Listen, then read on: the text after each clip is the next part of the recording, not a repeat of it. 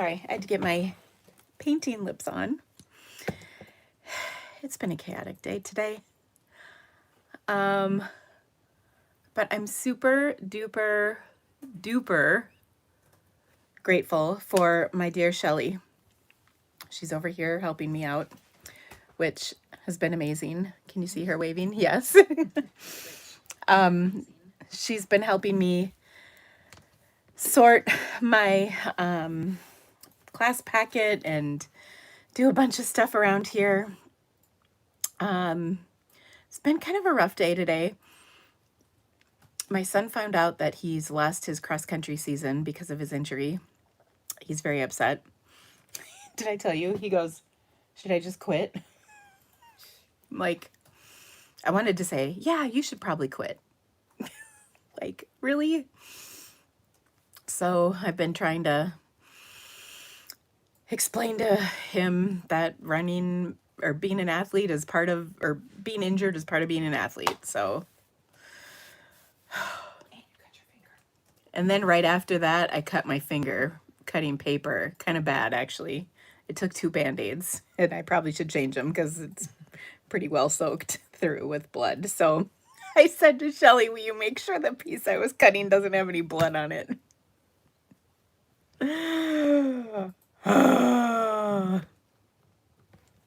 So anyway, Mary, you have a Teachable account. I'm about 99% sure. You just need to log into it. If you are not on, I'm pretty sure I have you enrolled in this class, but you will need to email me because I cannot remember that. Too much is happening.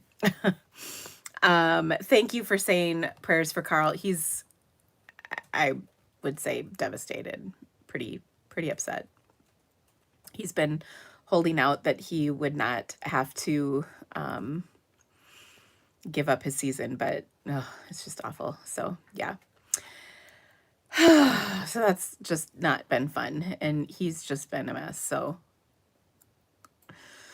trying to keep him upbeat has been a challenge. There's just so much happening in my house. Oh, do you remember the commercial Calgon Take Me Away? I think I say that about 8 times in my head every day. And I think I mentioned my husband's out of town this week. Like, I have to do all this myself. So yeah, it's been a lot. Deirdre said my niece lost her ballet career to an injury. Yeah, he was really worried. He has a sports hernia, which he thinks would end his career. I don't know. I'm not sure. And yes, Beth Ann, it is just 1 season, but honestly, this season leads into track season. It's the conditioning. And when he's stressed, he runs, and he can't run, and he's definitely stressed. So that's really tough on him. And like everything, he just hurts constantly, and so that's fun. Not fun. It's he had a cortisone shot like 2 weeks ago, and it's his pubic symphysis where the bones come together, and it's like the cartilage where the bones are together, and you're in the front of your pubic bone. So imagine that spot and anatomically, and imagine where the shot went in. Ouch. Yeah. So anyway, it's just such a hard thing, and it's been going on since May. I kept telling him, oh, this is the best time to be injured. You'll have some time to recoup. But what he's finding out is that a week off of running is not enough. So I think he's been off. I don't think he's run normal since the beginning of May. So it's been a long time. That's a lot for him. He usually takes like a week in the spring and a week in the winter off. That's it. Or a week in the summer, beginning of summer, and a week at the end of cross country. So like December off. So it's just been a lot. So much thing is a lot. It's just been a lot. I need it to be less. And then I cut my finger. I said, I can feel my heartbeat in my finger, like Buddy the Elf. But if you didn't catch this, I changed the time of our meeting on Friday. And that is because I had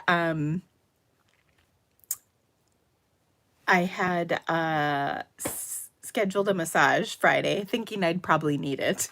Oh, wasn't I smart a month ago when I did that? It was really a good plan, but it was at the same time as I said our live was going to be Friday. So I'm going to do it earlier. And I thought that's actually okay because I'm trying to do a variety of times to catch people, because some people work, some people don't work, some people are on one side of the country, some people are in Hawaii. So I'm trying to just do something, you know, that everybody can hopefully hop on at some point. I think tomorrow we are in the evening at 7. Does that sound right? Yes. I don't know. Yeah. So yeah. Anyway, so today we've got some fun things. You will need your salt. If you have table salt, that's fine. But if you're fancy and have coarse kosher salt, that's even better. I love Morton's, but literally any salt will do. And we're just going to have some fun with that. When on Friday, it's in the schedule on the Facebook group, Beth Ann, but it's noon, which is 1 p.m. Eastern. Sorry, I'm reading comments. Thank you for your prayers. I told him that I believe everything happens for a reason, and I said maybe your body needs to heal. He's been struggling with iron deficiencies since he started college. I think he just is working so hard. His body is having a hard time keeping up, and I think he just needs the rest on his body. But of course, I know nothing, and I am just silly. So that's fun for me. Actually, I think it helped that you were here when this happened. Could you send Carl a card? Okay, that's funny. He's actually between residences right now. He's living. If I needed to send something to Carl right now, I don't think I could. I don't know what his address is. He's living in somebody's room for the summer in Fargo, and then he moves into his apartment in 2 weeks. So that is super kind. I would say maybe just send it to me, and then I'll send them to him. He's home right now, but he goes back on Friday. Friday morning. Ooh, Friday morning. Oh no, he's leaving early enough. That's fine. I was like, oh my gosh, is that a problem? No, it's not. He leaves in the morning, so that's just fine. Can he try red light therapy? He's done sonic boom therapy or something like that. He's hoping to get a PRP. Is that right? Yeah. PRP That's shot, what he said. which is, I think that what I believe they do is they take your blood out, separate out the plasma, and inject your own blood, what's left, not the plasma, into your thing into your thing. That sounds horrible, but actually it's kind of almost in this thing. Into the area to help it heal. I think that to me seems almost like stem cell therapy, but it's your own blood. I don't know. I'm not 100% sure if that's an accurate description of it. He already had the cortisone shot, which actually got worse. He felt worse after the cortisone shot, so that was great because he went through that. And he's got all these exercises that he does. We've gotten a third opinion this morning, sort of. He just met with another physical therapist who gave him a screening, which was really nice. My neighbor is a physical therapist and offered. So, oh, Dodie says PRP helped her when she had rotator cuff surgery. That's good to know. The crappy part is because he just had the cortisone shot, they have to wait before they can do the PRP shot. And then you have to wait before you can start running, which means, I mean, he usually about now in the season, he'd be running 80 miles, maybe even more a week.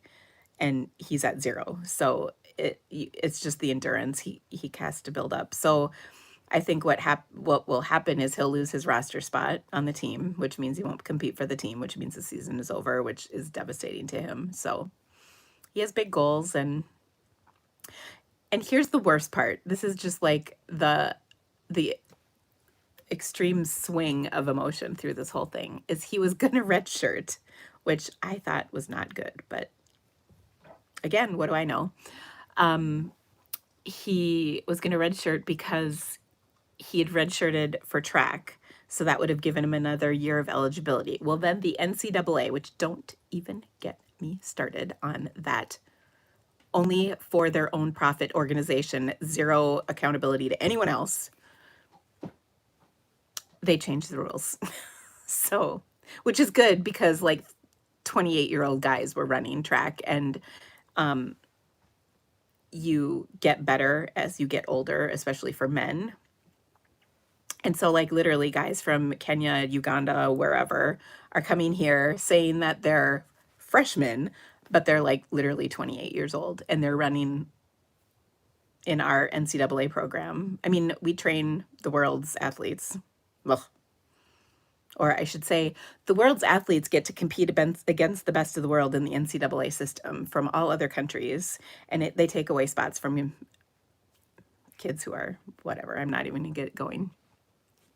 I've learned a lot about things since he started running in college. I never really knew anybody who did sports in college, like for real, just like intramural sports. Anyway, you guys don't need to listen to this. We're going to do something fun, which is watercoloring today. So thank you for listening to me spill my beans. It's just a lot.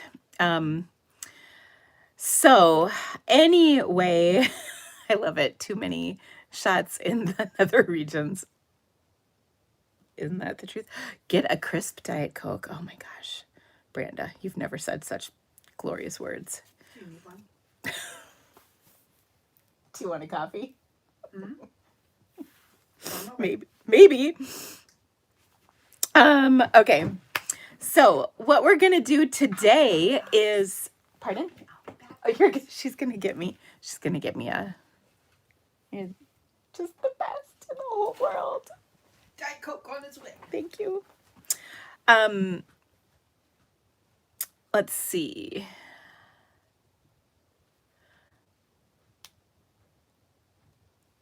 That is what friends are for. I know, right? And she is just the best. Like, oh goodness.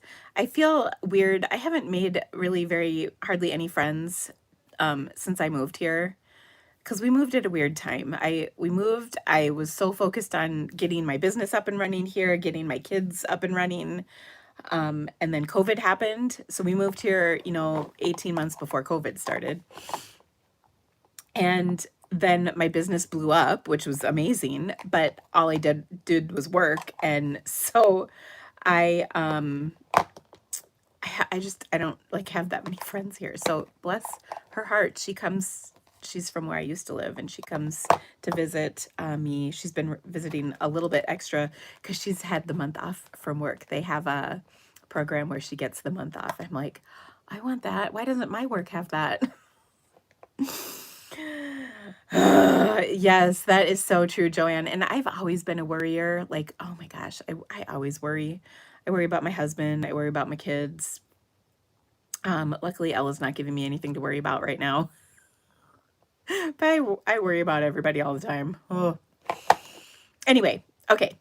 But let's have some fun today. I think we all would like some fun. I know I would. I'm pretty sure you would too. So I think that it is going to be a great day to paint. So today we're going to do some stamped images, watercoloring stamped images. We're going to use some salt on some fun stuff. We're going to do a little warm-up exercise. And then I forgot to do one of the things I wanted to do yesterday. We were doing Q-tips, but there's another thing I wanted to do with those. So we'll do that today. And then we're also going to do, I'm going to give you a little bit of homework for tomorrow so that you can be prepared for tomorrow. So that'll be fun. And You can use your salt on your homework if you want. It's up to you. So I'm going to flip my camera around to my messy desk. I will say, if you want, I should have prefaced this. I cut like a sheet of 4 by 5 1/4 inch pieces of watercolor paper from my bulk. I did 1 sheet of bulk watercolor paper and 1 sheet of Canson watercolor paper, if you want, for card fronts. Because obviously, and anything we're doing, we can turn into a card, of course, but yeah.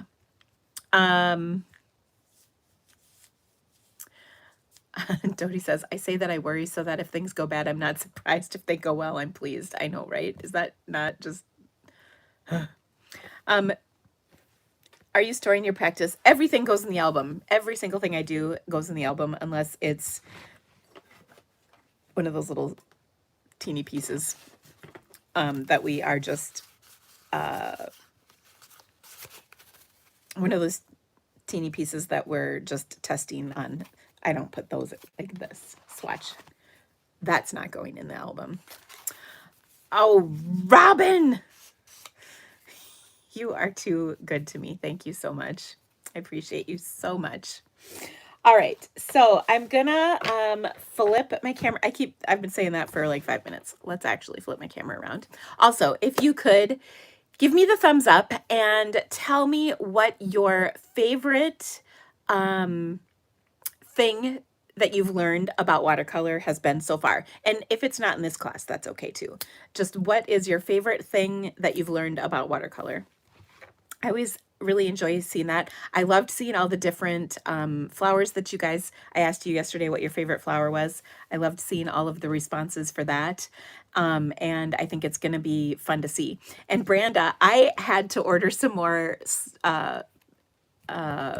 album sheets for my book as well, because I only had what I gave you guys, and I'm like doing it twice. So like the first one was obviously my prep, and then the second one was what I've been doing with you guys. So I had to, that just made me laugh. Anyway. Okay. Watching me paint, it's relaxing. I know. I feel that way too. How wet on wet, that is always one of my favorites. How to use the brushes, that's always good. We're going to work on that a little bit more today as well. Love all the different brushes and how they work. Practice, practice, practice. Water control, water control.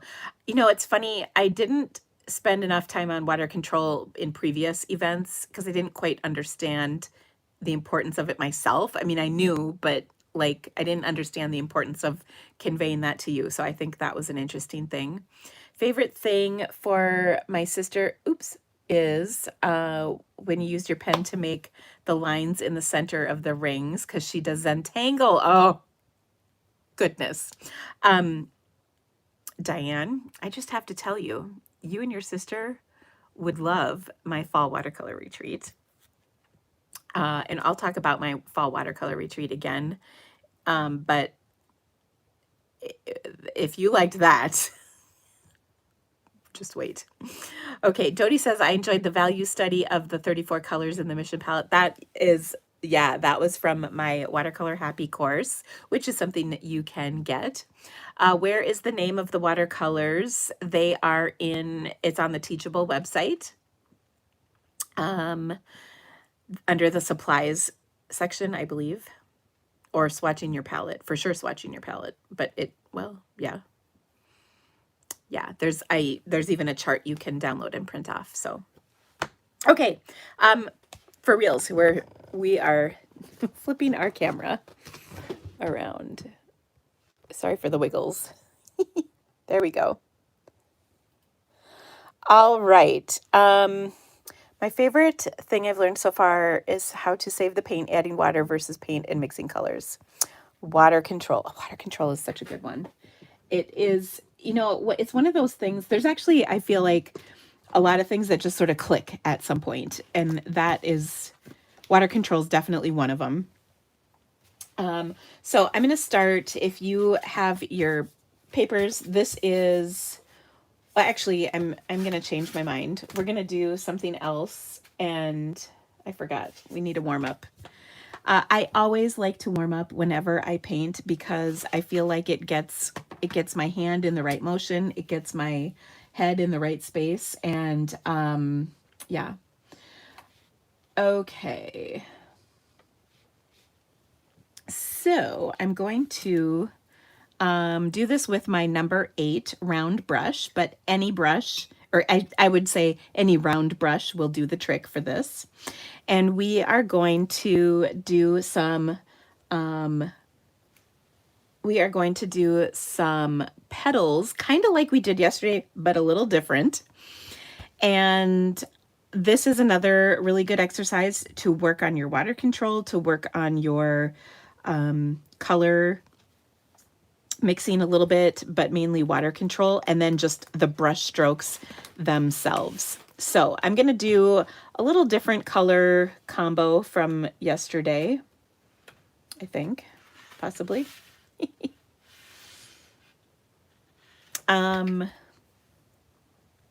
think I'm going to do some pinks into purples. That sounds like fun.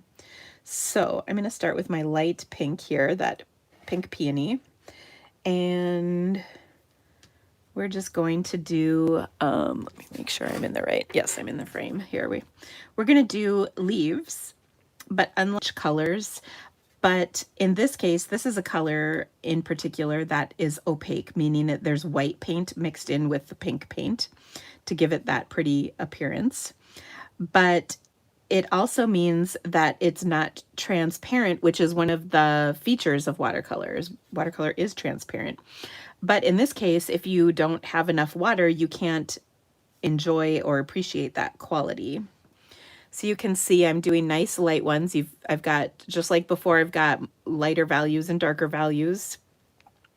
We're going to let them touch one another and see what happens, because it's always good to practice that. And today we're definitely going to be focusing a little bit on water control because of what we're painting. You'll see.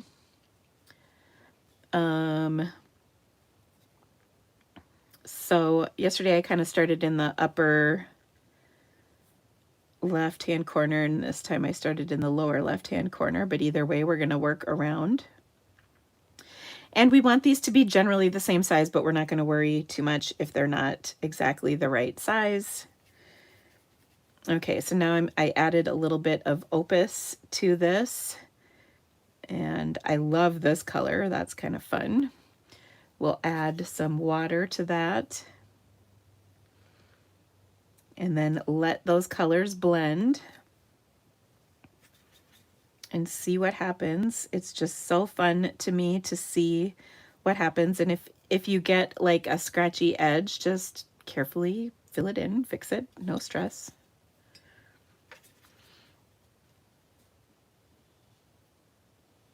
And we'll just keep going, and we'll add more paint as we go.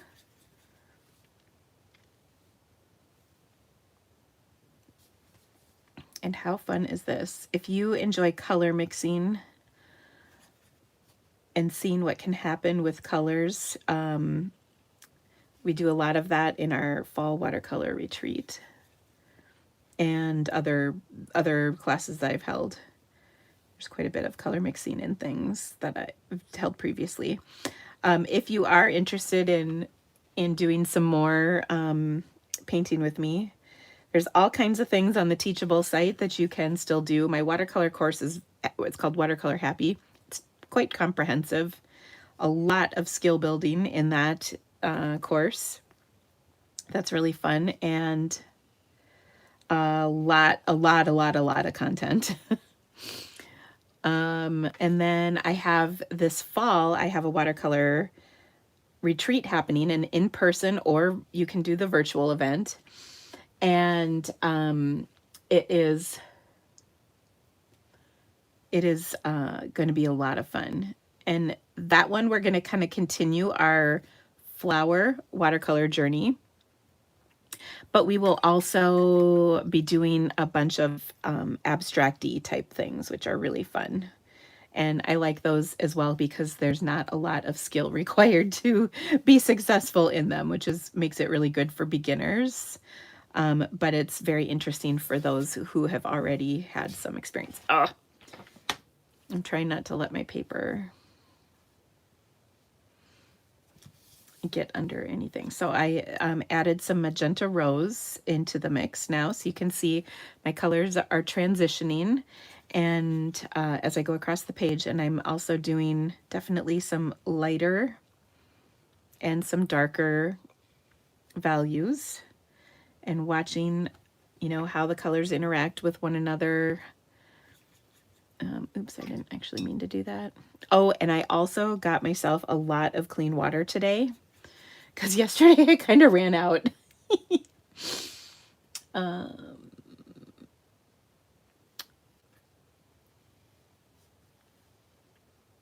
Okay.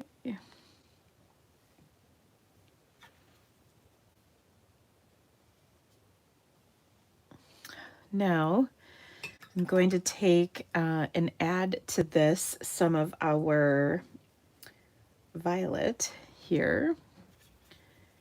And this is a really interesting color. It's a granulator like our Burke's Parrot Pink. I haven't talked a ton about it, but I will. It's also from Holbein, and it will separate out into more than one color, which is pretty neat. It's a really pretty color. And so we just added that into the mix, and look at the transition as we go across the page. How fun is that? You said it. Thank you. Shelly is my hero.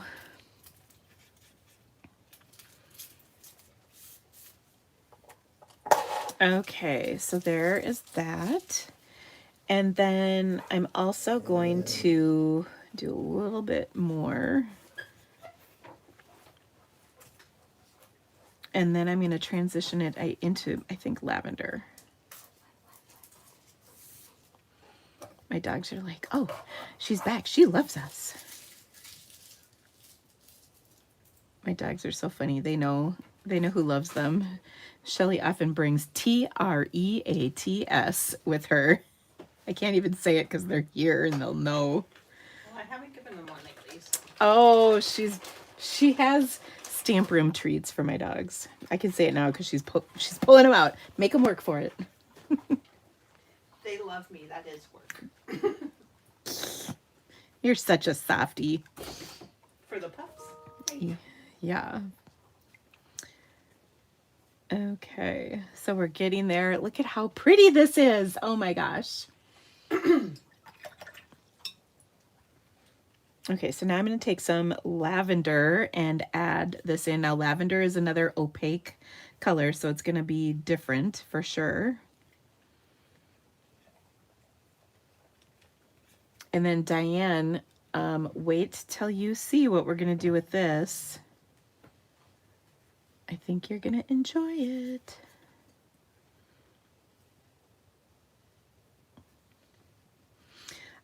Now, you can also do this with a smaller brush and smaller leaves if you'd like. And you can do it, you know, I think this would make a great background for a card. I also think this would be amazing with some Stampin' Up! Has some new foiling products, and you could make a card and add a foiled sentiment over this, or so many possibilities. I think it's going to be fun. Just put a couple more of those on here, and then I will call this good. Now we're going to come back to this. It's obviously wet right now, but we're going to come back. But I just want to point out, look at these ones and look at the granulation that's happening. You can see two distinct colors, hopefully. I'm really bringing it up to the camera. No, the camera is not doing this justice, I'll tell you that. So really pretty. Isn't that fun? Okay, so we're going to come back to this one, and we will do some more with this before we're done for today. Now what I want to do, though, is work on on some other brush strokes. So this kind of got our hand nice and warmed up. Let's take one of our 4x6s and we're going to do some more brush stroke work. We're going to start with, I've got a number 6 that's just kind of the middle of the road size. Well, it's a little bit on the small size, but a middle-sized filbert brush. So any size of this will really do the job just fine. But what we're going to do is practice some brush strokes.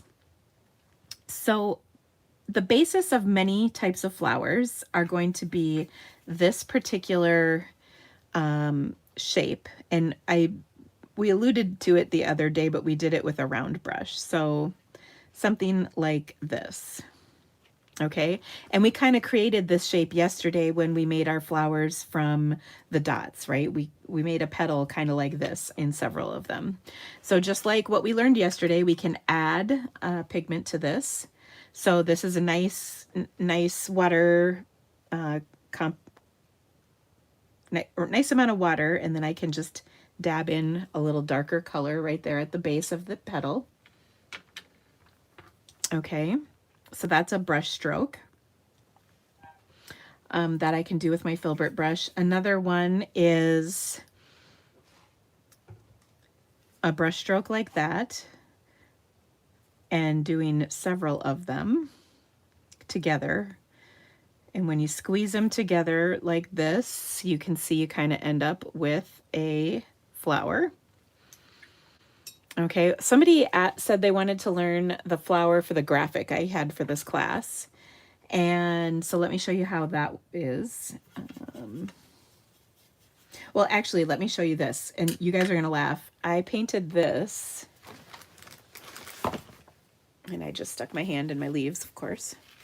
I painted this when I was visiting Carl at the end of his season. It was at his conference meet in Fargo. I painted this.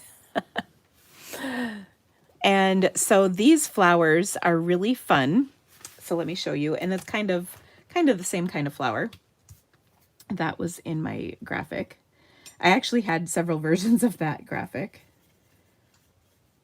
Okay, so we're going to do several of these. And one thing that's important is white space. We've talked a little bit about it, but not a ton. So there we go. This is one flower. Add in the stems, you can see.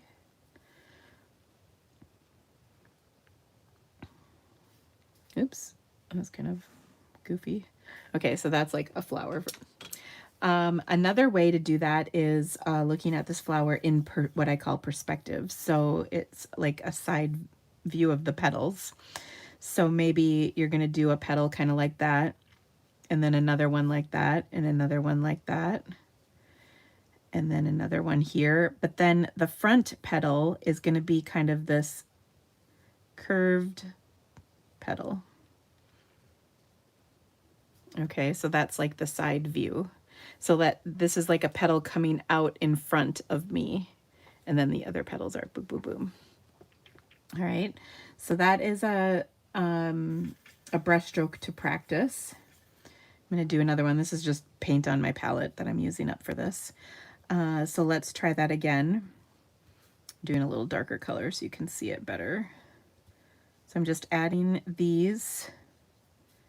And then as you come around, we're going to do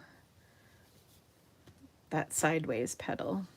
All right. And again, we're pulling the stem down from these like so. Okay, this is something I would practice quite a bit to really understand or get the feel for how to get those side petals. So boom, I probably wouldn't have done that petal right there, but, and you can even practice boom. And that first bonus lesson we did from day one, that was a whole bunch of these petals, right? So that's why I did that, is so you can get the feel for doing that. Okay. Now that we understand a few petals for, let me look at my sample here. Dun, dun, dun, dun. Yeah. Okay, now that we understand that, we can build some more flowers. All right, so another, oh, I'm going to do it on the same sheet. Another flower you may have heard of is a rose. And you can do roses with a round brush, a flat brush, an angle brush, I guess a dagger, a cat's tongue, or a filbert. You can do them with any of those brushes. The process is the same. It's honestly, it comes down to what you're most comfortable with, but I'm going to start by doing just a couple of little curved C strokes because they look like a letter C as you go around. And then as I get bigger, I'm going to do individual strokes. So unlike that exercise we did, that first exercise, that was a bonus exercise, we're not connecting all of these. We're definitely doing individual C curves. That was a little wet, but we'll fix it like so. And when we keep doing these around and around, I'm running into my other flower here, but those form a rose, don't they? Okay. So I'm actually going a little bit against what I was planning, but that's all right. Sometimes you just got to do things in a different order. So let's take one of these and practice a couple of these flowers. So I like this, whatever this paint is, sure is pretty. I think it's a mixture of green and magenta, to be honest. I think it's like sea glass and magenta, but doesn't matter. So I'm going to start again with those C curve strokes, and I'm kind of going around and around. If it helps to turn your paper and do it like that, go, by all means, go ahead. And then as I go out, my strokes are going to get a little bigger. So I'm going to press harder and I'm going to twist my brush. So maybe that's the brush stroke we should practice on here, is twisting and getting this. It looks like a comma, or an asterisk. That is the stroke we want to practice. Okay, so let's continue doing that around here. We can add water to this. And they don't all have to start in the same direction. So like I went like this, but now I can go like this if I want. In fact, it's good to practice them in different directions, I think. Makes it easier. Okay. And I kind of keep going till I feel like it's relatively round. Sometimes they get a little out of shape. And there is a rose.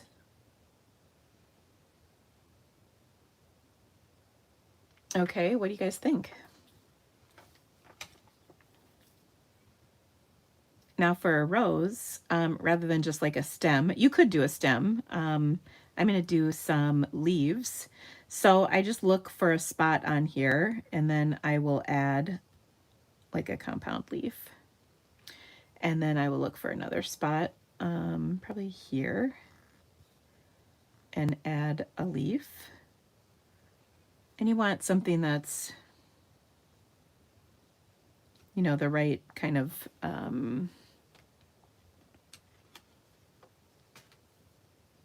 size to match your flower. So I put a little line right here, and that is a stem for another leaf.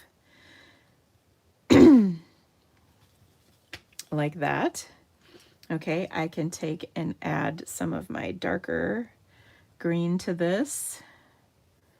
And again, I've got my green palette here. You can see, did not clean this from yesterday. It's the same thing, and I can just tap in a little bit of that darker green in here and let it bleed out. Sometimes I like to put some at the tip as well of the petal, or you can kind of graze it along the side, but that just makes it a little bit more interesting. And oh my gosh, isn't that pretty? You could take your bamboo tool and draw it in.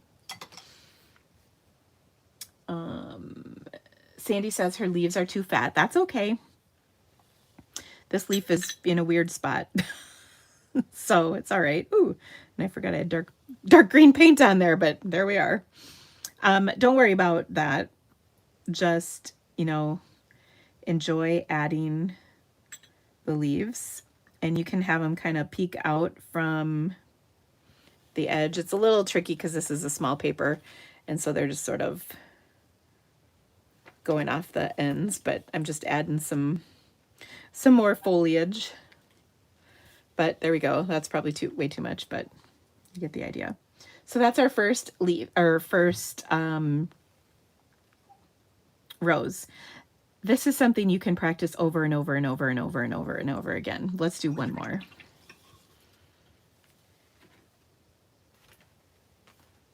We're going to change up the color a little bit this time. First, I'm going to wipe this. Oh, Sandy said my petals are too fat. Do you use the side of your brush? Yes. I'm grab a little scrap here. I am using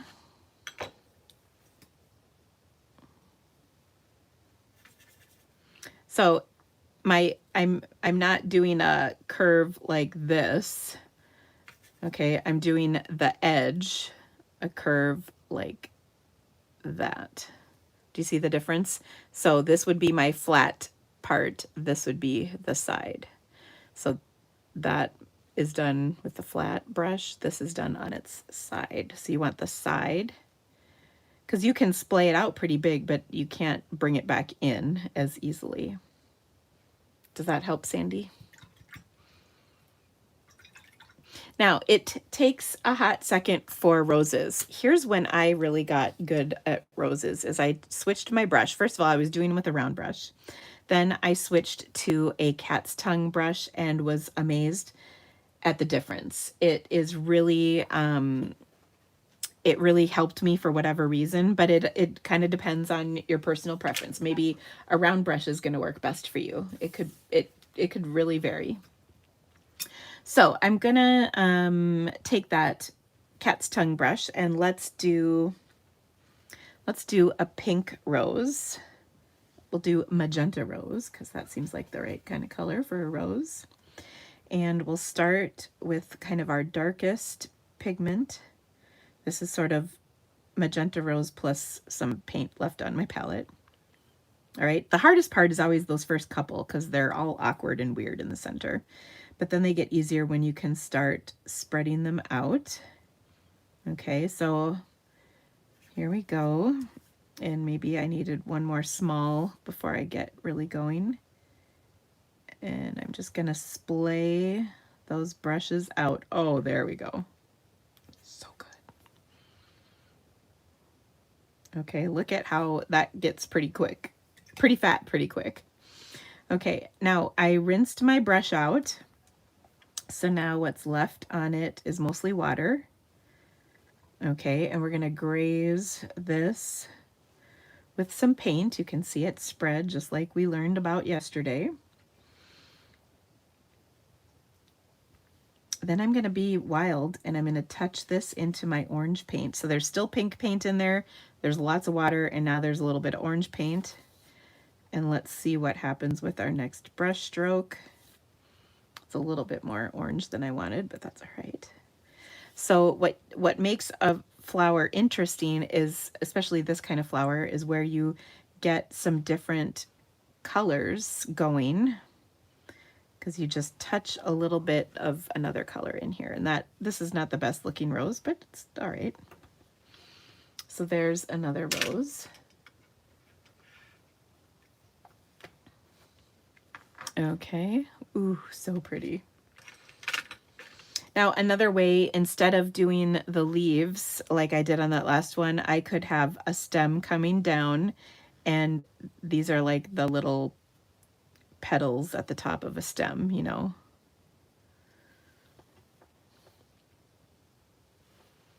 Like that. So that's another rose. Isn't that pretty? So just adding a little touch of that other color in there, I think makes it much more interesting. I will do one more because practice makes perfect, right? Okay, So we'll try that again. And I'm going to say I don't like this dagger for this, only because it's too big for the size paper I'm working on.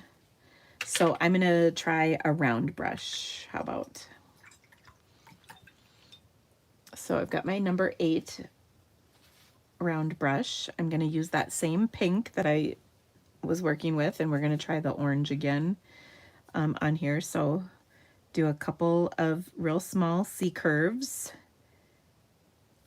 And then I just dipped this in some water so it's not going to be as dark. And I'm really splaying out my brush stroke there. It's okay if they touch, but the idea is that they're kind of overlapping. Like that. Ooh, this one's coming out pretty good. I'm going to again dip it in the water, maybe tap off the excess in my well there. And then really get this going. Now I'm going to go back into my orange, just touch it a little. So I've picked up some orange, but all the pink is still in there. And look at that. Oh, it's a chef kiss. Okay. Pick up just a little more. Why not? And look at how pretty. Gosh, this is a good looking rose. We are doing good, you guys. So I dabbed it in a little water and a little pink. Oh, and I just ruined it. That's makes it all funky. So let's see if we can fix that. This might be the kind of rose that just takes up this whole piece. Okay, now I did ruin it. Gosh darn it. We were doing so good, you guys. That's kind of what happens. So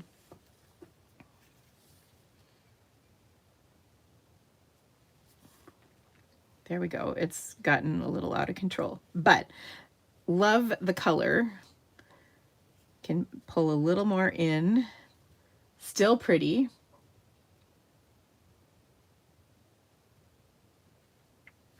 But very nice. Okay.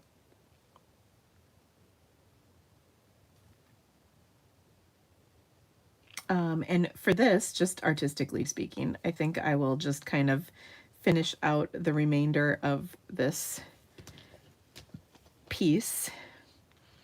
And this is like a up close and personal rose. Okay, there we go. Not bad. So very pretty, I think. So play around with that. This is a great way to introduce colors to see what happens with them. But you want to be careful. I wouldn't add, you know, anything too crazy in here, like I probably wouldn't put like blue in here. You could, but I don't know. I'm trying to think of an example, and actually I can't. So you could, instead of introducing the yellow or the orange color, you could introduce yellow ochre. That might be really pretty. You could introduce the purple. Sorry, what? Earthshine. Earthshine violet. That's the purple that I talked about during our leaf exercise. So you can kind of play with different things. You could even introduce sea glass. Sea glass mixes with magenta rose and makes it fancy. I love the whole thing. Okay, I got to take a sip of my Diet Coke.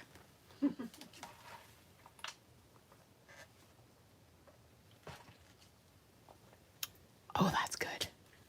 Okay, so there we go. This is the kind of thing you can practice over and over and over again. I will have a bonus episode lesson. It may not go up today, friends. It might, you'll still get a bonus lesson for each day, but it might not be posted today. What was I going to say the bonus lesson was on? Probably on More Roses. Oh, yes, on More Roses. Okay, so sorry.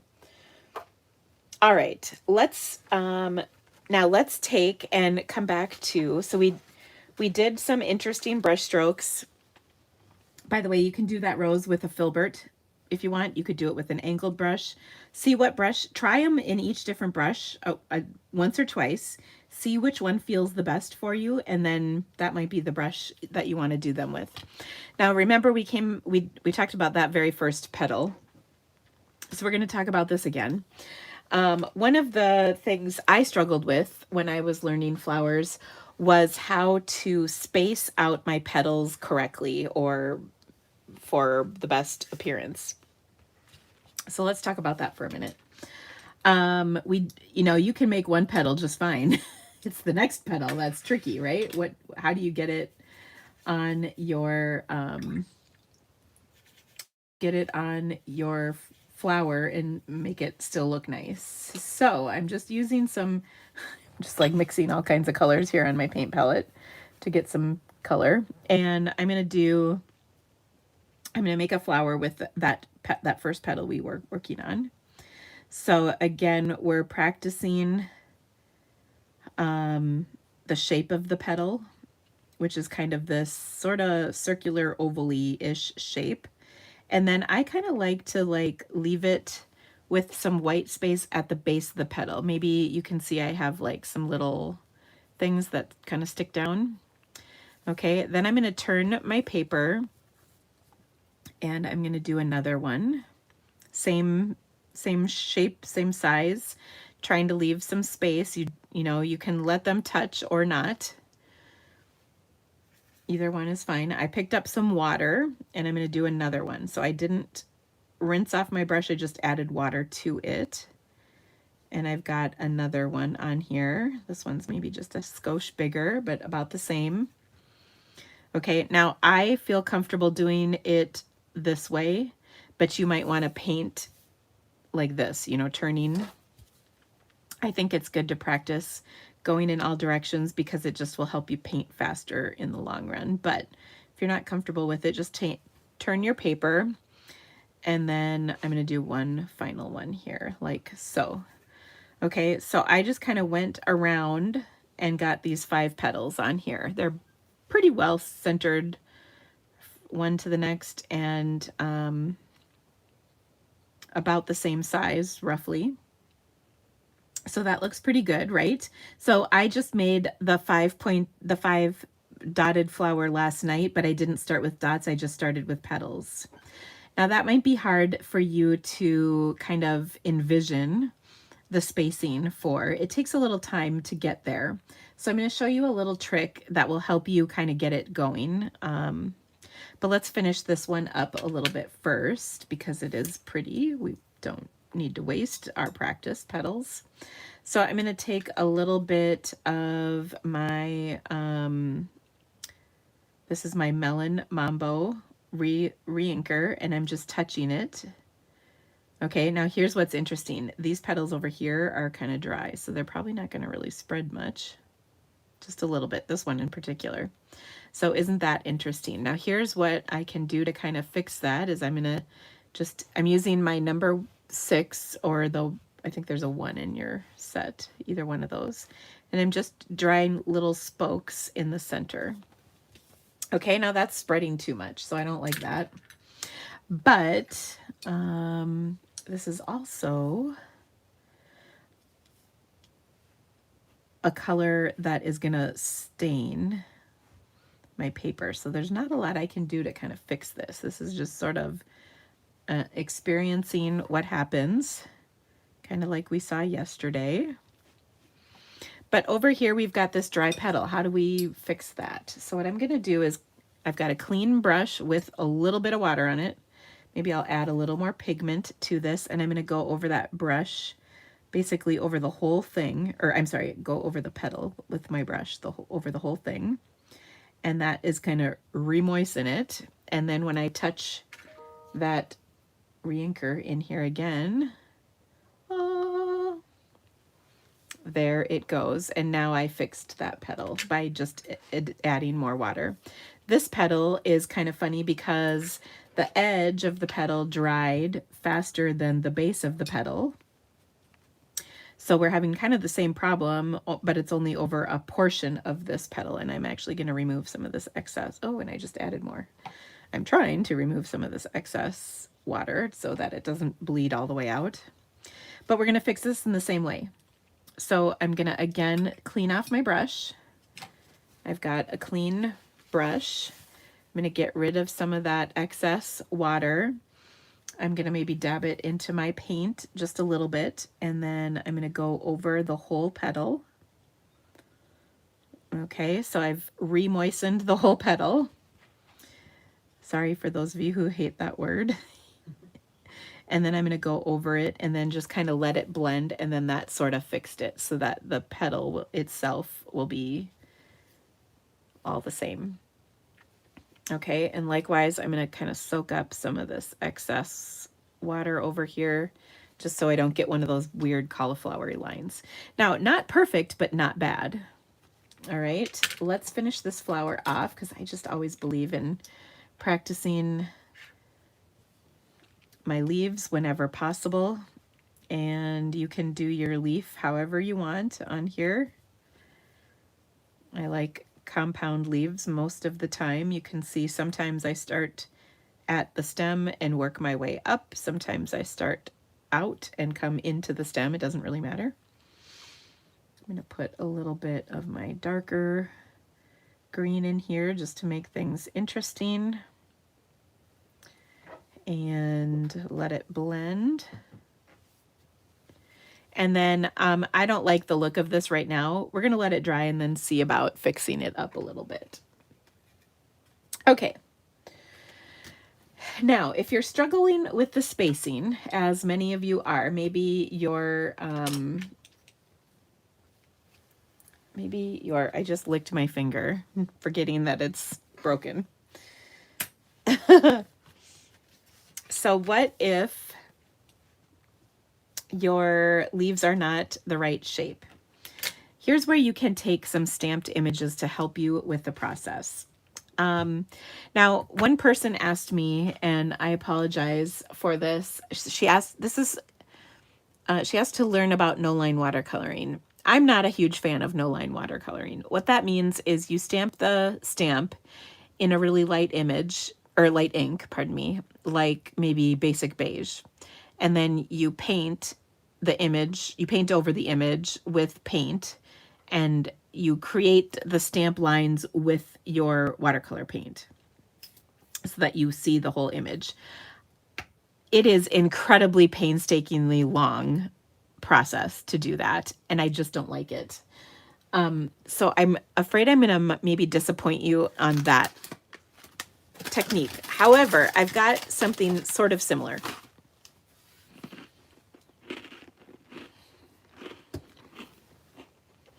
So I've got my Stays on Black, which is the ink I will use for watercoloring stamped images.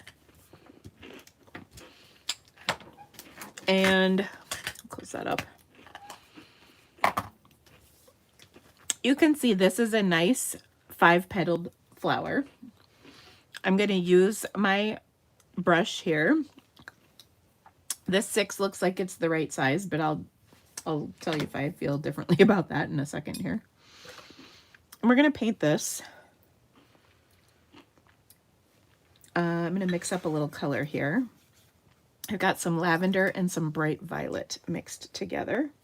This makes a really pretty purpley shade.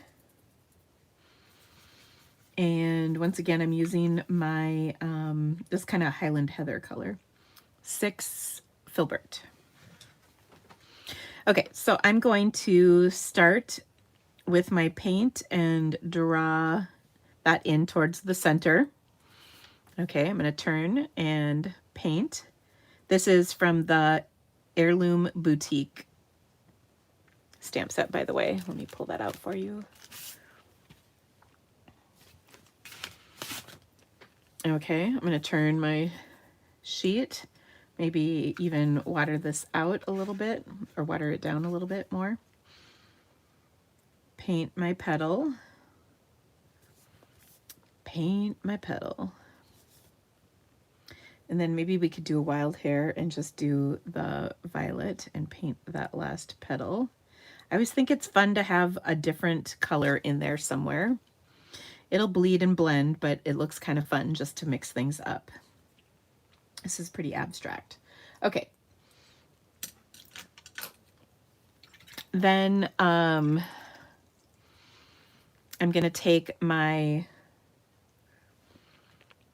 smaller, this is my number 6 round brush, much smaller brush, and paint those leaves. Okay, maybe it's 1 stroke. I'm doing 2 to fill these in correct, you know, all the way. And there we go. So that looks very nice. Once this dries, we can do the center of it. Okay, now let's take what we learned from this stamped image and let's paint it again, only this time we're not going to have the stamp image to help us. So I'm just going to do 1.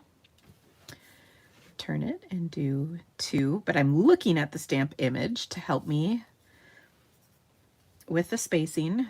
3, 4, and 5. And do you see how that kind of helped me figure out how to paint this, or, you know, where to put those petals? It's not perfect, but it's not half bad.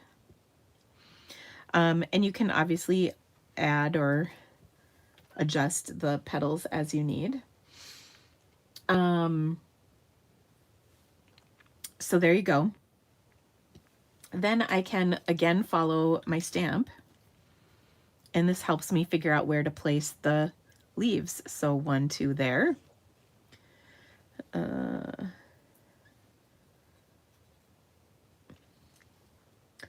1, 2 there, and 1 over here. And I think I'm gonna make that just a little bigger. So this helps me figure out how to kind of position everything for my little flower. And then what I'm going to do is take and put this, well, actually they're not dry enough. I will put the centers in. But since this is still wet, what we could do, actually get my other small brush here, and we're gonna put some of that bright violet, and I'm just gonna kind of dab, dab, dab. It's gonna flow into some of these, but not all of them, because some are dry and some are still wet. It didn't actually mix a whole lot. So there we go. And I could kind of do that again here. I was gonna put some yellow in here, but oh well. That looks pretty cute. Okay, now which version do you like better? Do you like painting in the stamped version, or do you like painting your own version in? Either one is cute. One other thing we can do is we can take our little tool here and we can drag through that center those same lines that are in the stamped image. And these are drying. I should have done this a little sooner, because as we learned last night, if you do this while it's still wet, that color kind of carries through, but it may still do a little bit of that. But there we go, kind of fun. Okay. So those are 2 images that, you know, look very similar, but the spacing definitely is helped by that stamp, I think. So you can practice that until you get comfortable doing them on your own. That means she wants to go out. Thank you so much, Shelley.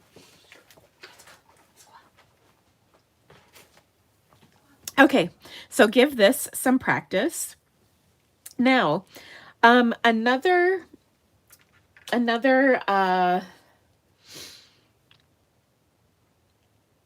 version is we're going to take a look at this Flowers Fair background stamp, because we're going to paint a bunch of these kind of generic looking flowers. And looking at the stamp set kind of helps you visualize what you want your brush strokes to do. We will paint the stamp itself, of course, but I like that the stamps, looking at the stamp set kind of helps me visualize what the flowers can do. So I'm going to look at like just that flower, and let's try and paint that one a little bit. Sort of just a generic looking flower. I'm going to do this. Ooh, that is not clean. I'm going to get some clean paint. Andy's dad take them? No, I just let him out. Oh, Is okay. that okay? Yeah. Okay.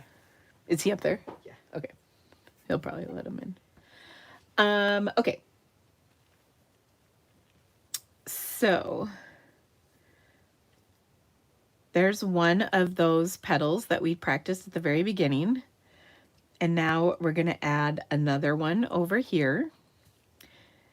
And I like to kind of go out, so do kind of each side. That helps me keep it symmetrical. And then maybe another one or two like that, and another one or two like that. Okay, now that looks very similar to that flower, doesn't it?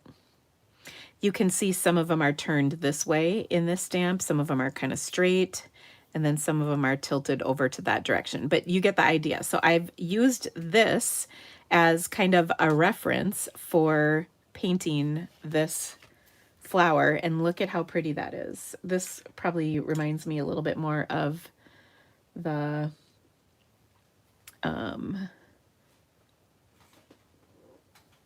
ones from my graphic. We'll drop down that leaf or stem, and then we'll add a leaf. Oh, but isn't that a pretty looking flower? So now this is sort of a generic flower. It could be a poppy, it could be a side view of a real loose rose. It actually is a little bit of the basis of a peony, though a peony is a little bit more challenging, I'm not gonna lie. It could be just, you know what, this is funny, when I go on my walk, I see these little teeny, I don't know if they kind of remind me of buttercups, but I don't think that's actually what they are. They're weeds. They're just on the side of the road on my walk, and they're little yellow, simple flowers. It's something like that. You can paint them in any color.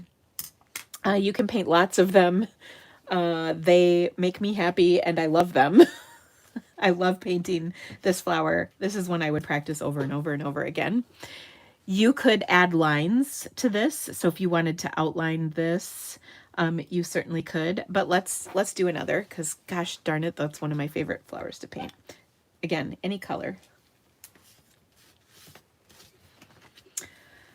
Okay, so we're gonna once again, let's try a different color. I'm gonna just mix in the color I was using with my Burke's pink, and this will give me an orangey color. So I'm just gonna create that first petal.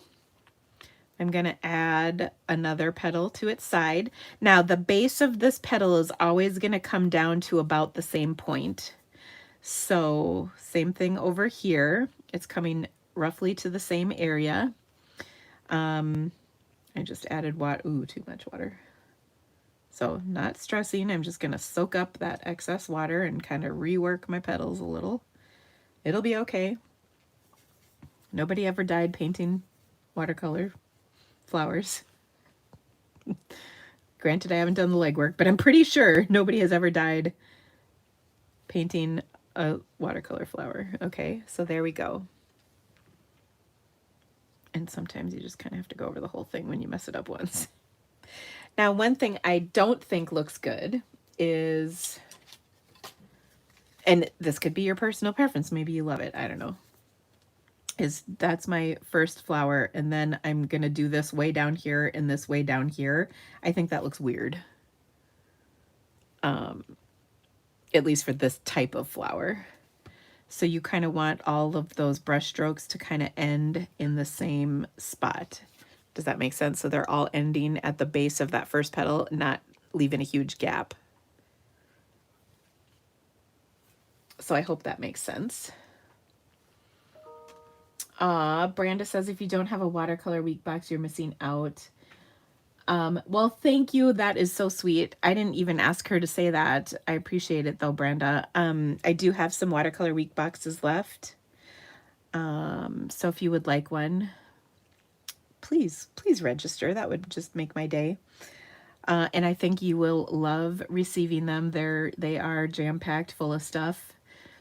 Any event I do, I always do what I would want as a consumer. So I try to make sure it's worth your time and money. Okay, so I just kind of did that little thing right there. And, oh, pretty leaf. Pretty leaf. You can see I just kind of curved that around, did another one. Oh, love that one. Also love how I had this petal right here. I did kind of watery. Remember that sort of messed up the main petal, but then this next petal, I picked up the paint again, and I love the difference in the color and the value of each petal. Just so pretty. Branda, you're just the best. Thank you so much.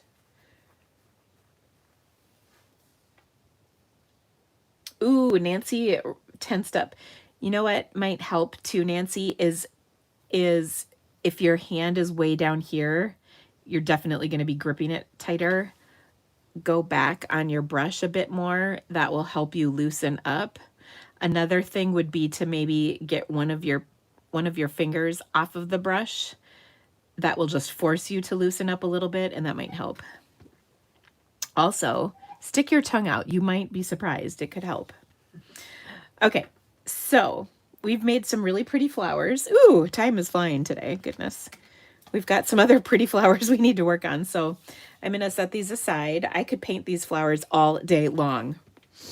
Let's come back to this one. I think it's ugly, but it is not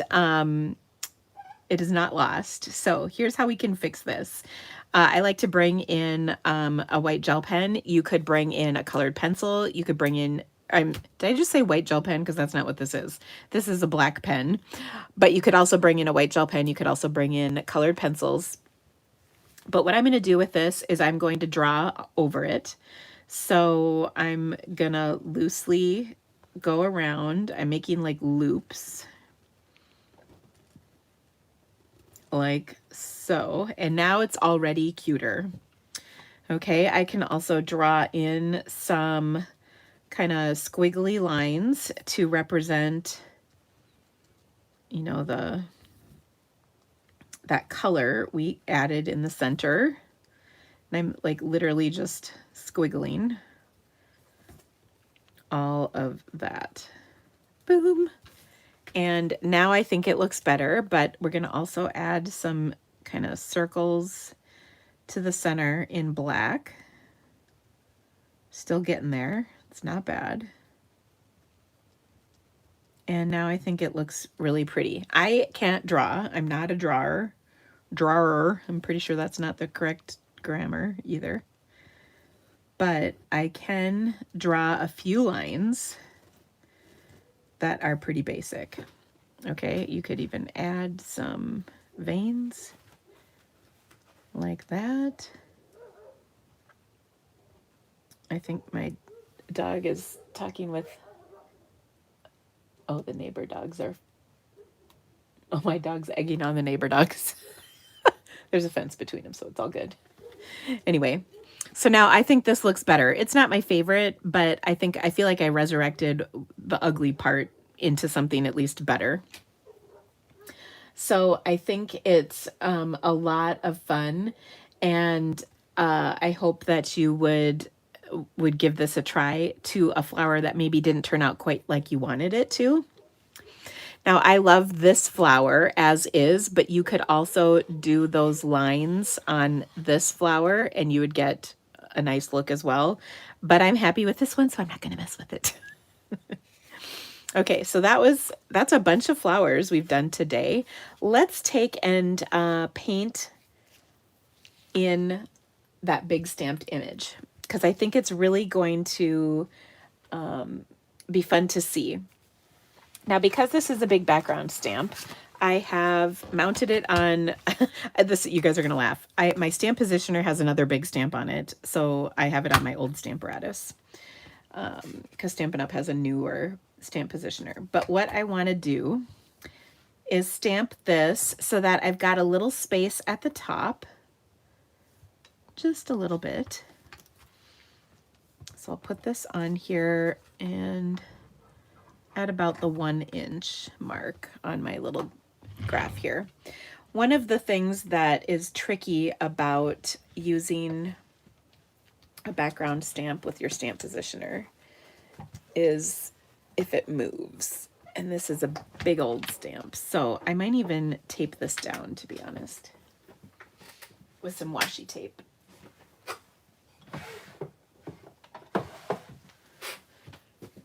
So I've got this good old retired washi tape that I'm going to use because that's going to hold everything in place for me in case something moves on here. There we go. There we go. All right.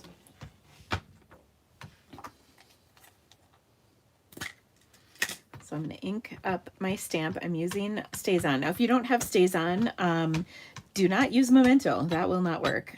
You could heat emboss this. If you're going to heat emboss it, I recommend using your Canson paper versus your 100% cotton paper because 100% cotton likes to absorb. I don't know if it's the Versamark or if it's the actual heat embossing powder, but it just does a number on it and it does not come out well, especially in Fluid 100. I haven't tried this paper, to be actually honest, now that I think about it, with heat embossing anyway. But there we go. Let's see how this looks. Of course, it's moving on me. Yeah, not great. So the trick with this ink is that it dries really quickly.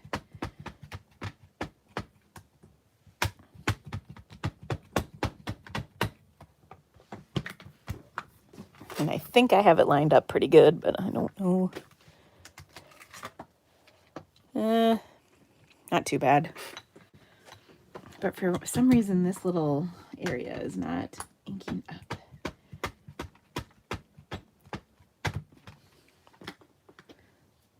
Tell this little paper who's boss and see what we can do. Urgh. Sorry you had to watch all that. All right, we're going with it. Okay. So this is not perfectly stamped, but you will get the idea. Okay, so what I want to do with this is just paint this in as I would paint anything. And then you can even try this without the stamp even, or you could stamp it really lightly, like in sorry, I have to have a treat from my box. You could stamp it really light and just use it for kind of the position, and try it that way if you want. But let's just paint in this image. Now, personally, what I like to do,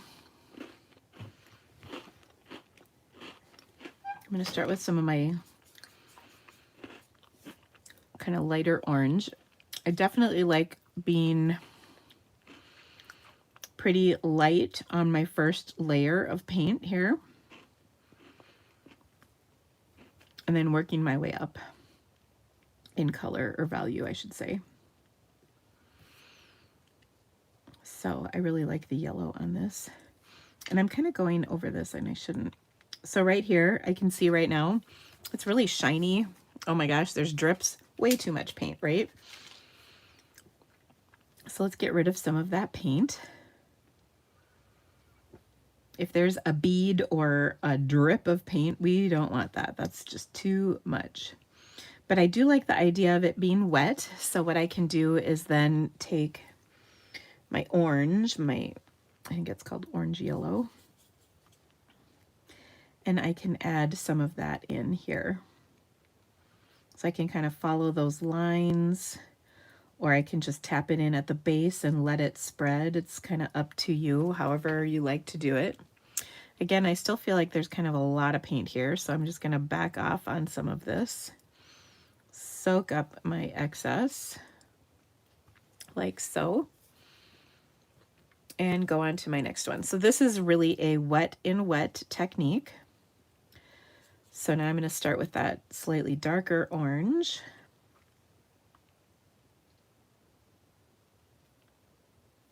And then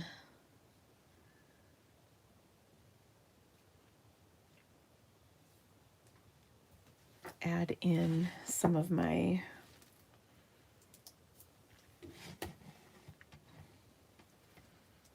Burke's pink and tap a couple of the drops in here. Ooh, that's going much better.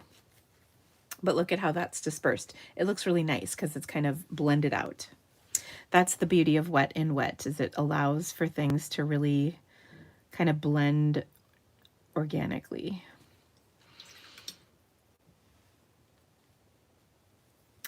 Janie said put the sentiment across the stop that the part that didn't stamp well, and that is exactly what I'm going to do, Janie. Thank you. Great suggestion. Okay.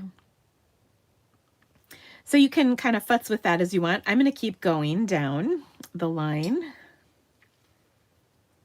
We'll do this next one in that Burke's pink. Definitely have too much water on this one, so I'm gonna get rid of it. You can see I use that paper towel all the time, and I will tell you, you can reuse paper towels quite a few times before they are done. In fact, I have some I've been using for months. Some I probably should throw away, but I still use. And they still keep working for me. So I'm going to tap some pink into here from my Opus. Need a little more water on that. I didn't activate my paint today, really, and it shows.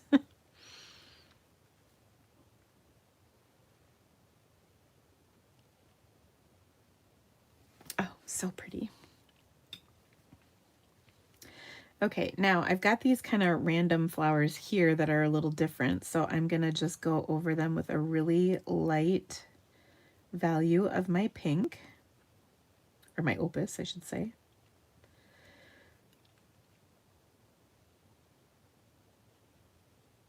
And then what if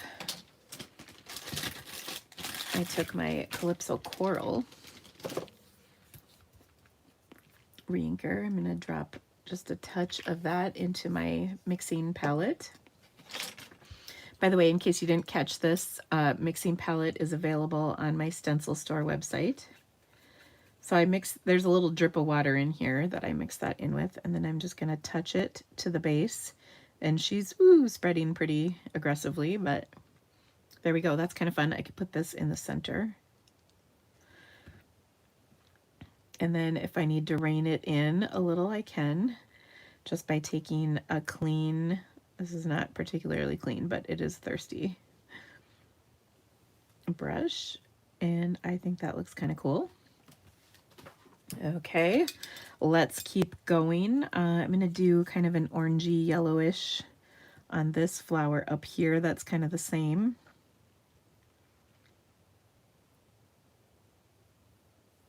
And this is just so relaxing. It helps your mind and body kind of relax. It is so much better than scrolling, or as we have heard the terms, doom scrolling. There's plenty of bad news in the world. We don't need to focus on it. Instead, let's focus on something productive like making pretty flowers. So I really enjoy doing this instead of watching the news. Right? Thinking about all the things that I don't need to worry about right now. Okay, let's take some of that beautiful purple we mixed earlier, because I got some sitting on my palette here, and I love it. And we'll do this one. Oh, so pretty. This is a great perspective flower because it's definitely tilted off to that side and pointing away from us.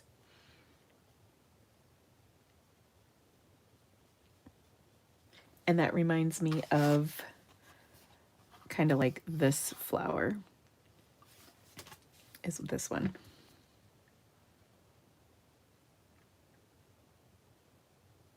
which by the way is a happy accident. I didn't actually intend for it to be like that, but here we are. Okay, and then I'll take some of that bright violet on its own and get a little more of it and tap it in here.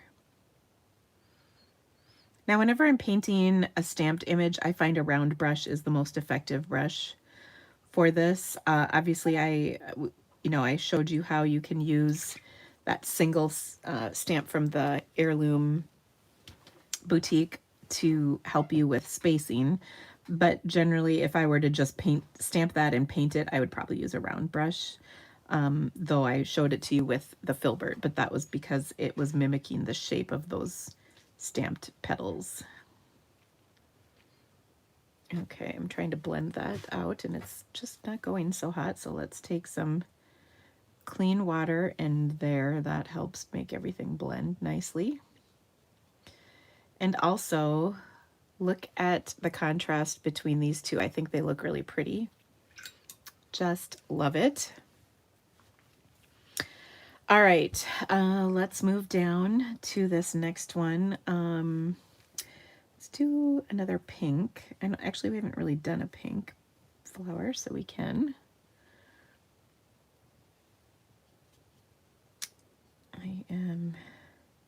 Got way too much water on here. One thing that I think is interesting about painting stamped images is you often have way more water than you need. Because these aren't all that big of flowers individually. The whole stamp is pretty big, but the flowers themselves are not that large. And we have tons of stamped images like that are really, frankly, quite small compared to like the flowers we've been painting on our 3x4 pieces of paper. Got some magenta rose added into this one. Sorry, I forgot to silence my phone. My sister is sending memes to my group chat. Okay, next up, let's bring in some of that purple. What is it called? Earthshine? I can't even remember my own color. Earthshine Violet. Oh, so pretty. Ooh, that's dark. Let's lighten that up. So first off, I should have just mixed it onto my palette because this is way too dark. This is the color I'd want at the base of these petals, not at the top. So we'll work on kind of spreading that out. I'm getting clean water on my brush. And then I'm literally going to work on taking away the paint.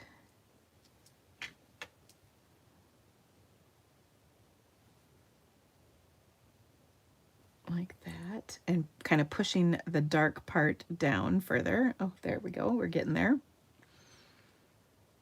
So pretty. And then we'll add some back to the base of these petals because that is really pretty. Oh my gosh, look at that. Love it. Clean that off. We have a color here I missed. I think I might do that with a light yellow. My yellow got contaminated with some green yesterday. I think I even did it on purpose. So I'm just gonna mix that up and I think we're back to good pure yellow. So I'll do this one. Oh my goodness. They keep chatting.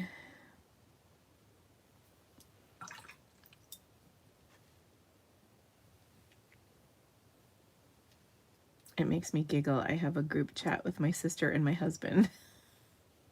Mostly we share funny memes.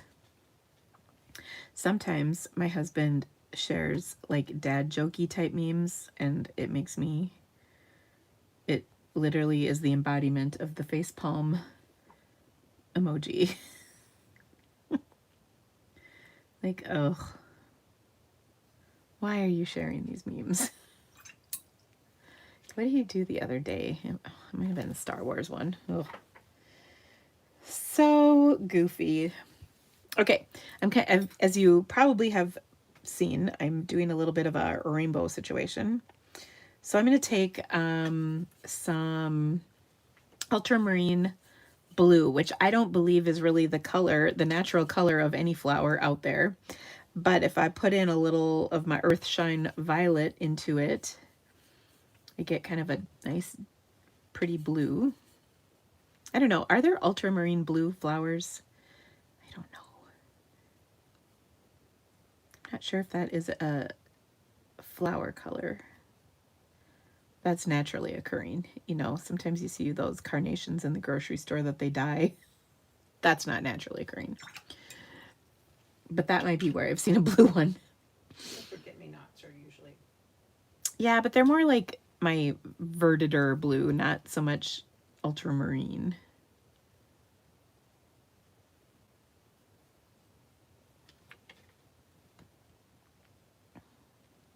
Ooh, there we go. Yeah, so that was kind of stamped. We'll put our sentiment over that part, right? Now this looks pretty, but when I think it really is going to be like 100 times better is when we start adding our green. So let's do that a little bit.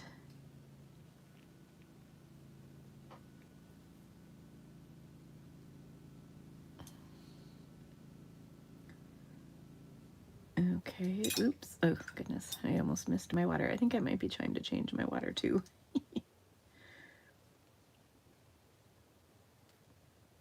So one of the things that I think is really helpful is to understand the water control lesson. Now look at how I'm drawing my line down the stem. I like doing that because I think it adds more green to the painting, which I think is always a good thing. And doesn't this look better as I'm adding in the green leaves or the greenery? So pretty. And then this is technically supposed to be green, but I didn't want to paint it till it was dry, otherwise it would bleed all over the place.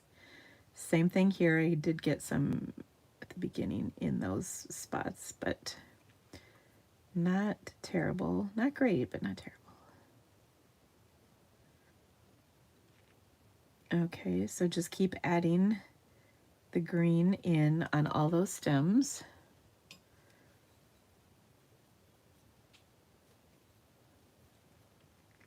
And Shelly says it's her therapy. I think it's so relaxing to do this, and definitely therapeutic. Obviously, it doesn't take the place of therapy. I probably have to like say that so nobody comes after me. But you know, there are far less productive activities you can do in life than this. You know, some people like to go bar hopping. Some people like to play pickleball. Some people like to do, you know, whatever it is you like to do, shopping, running, I guess. Yeah, we still don't understand why Carl likes to run. So strange. But this is just, I feel like it's a productive outlet. Now, stamping is, of course, too. But what I really love about this is I don't have to pull out all the things in order to do this. I can do it with a pretty minimal amount of supplies. Now, doesn't the green really make this kind of something? Okay, I'm going to take and do a blue in here. This is verditer blue, and I still have, I got to switch my water. Sorry, hold on.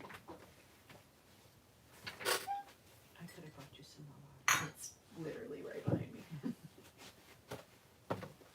Okay.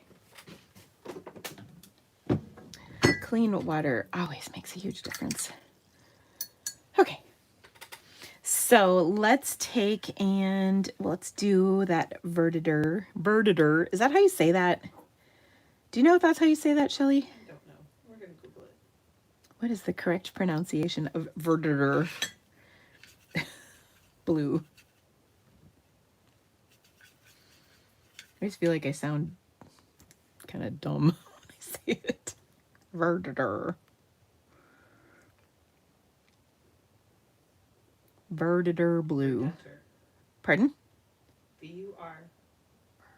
Emphasis on that. D-U-H-T-E-R.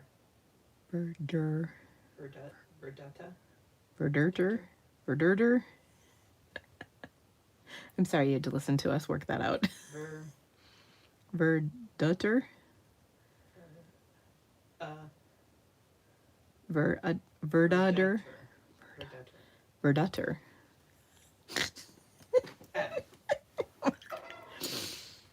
You're not welcome, because that is just horrible that you had to listen to all that.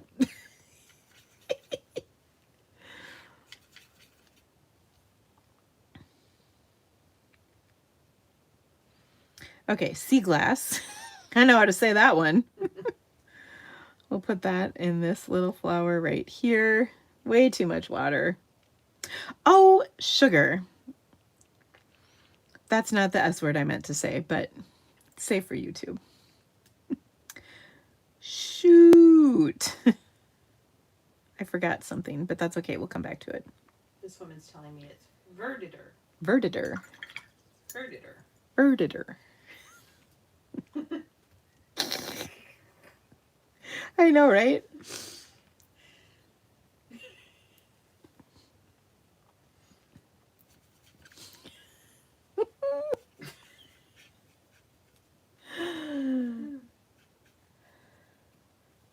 Verditer. You're going to be saying verditer in your sleep tonight. Oh my gosh, I can't believe she wouldn't stop. Stop at the verditer. I don't have to leave so you can.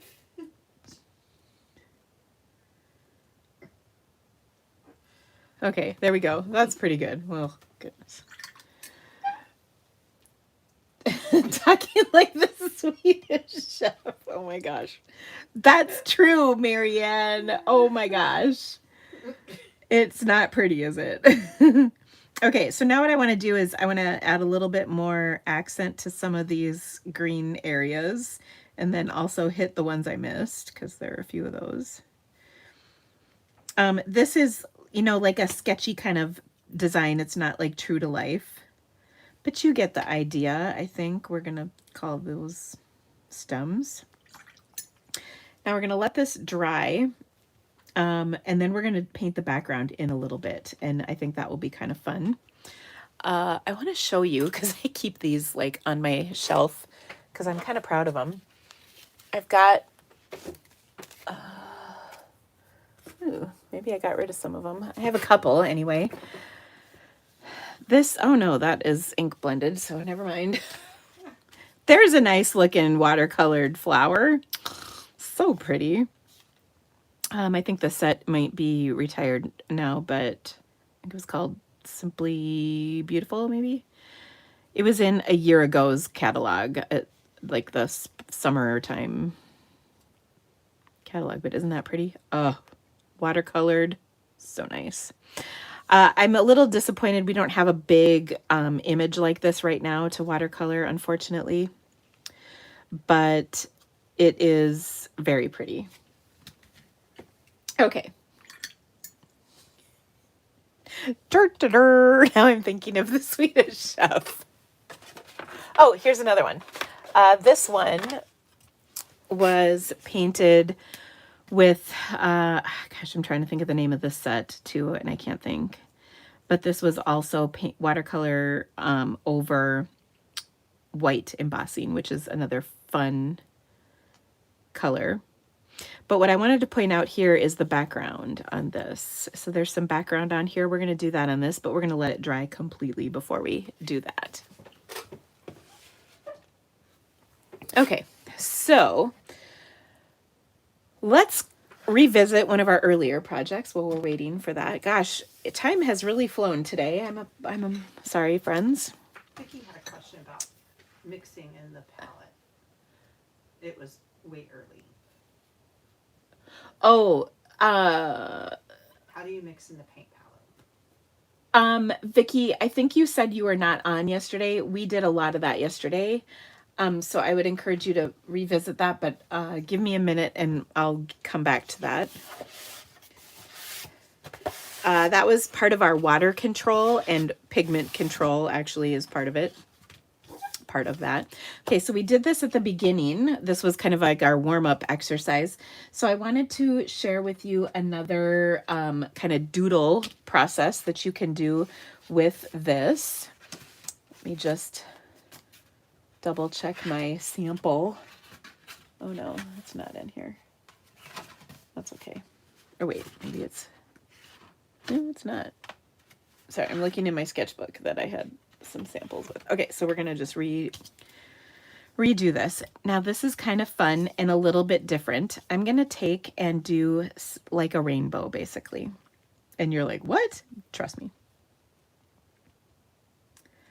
So I'm just going to do some arches. Maybe that's a little bit more appropriate. Okay, so there's one, and I'm going to do another one. I'm not doing this in every single one. All right. So one of the reasons I really love this Sharpie pen is because it's a 0.38, which is a really small diameter, and it allows you to do really quite fine lines. And so let me get this down so you can see what I'm doing here in case. But I'm going slow and just drawing arches or rainbow rungs, whatever you want to call it. And it's just kind of a fun little doodle to jazz up the inside of just random petals that we painted. And who doesn't love to doodle? Yeah, Sharon. Our friend Sharon is like, I don't like to doodle. I think we're breaking her though, don't you? I think we're wearing her down. We're working on her. Okay, so, and I like to do them so I'm trying to get them in different directions too.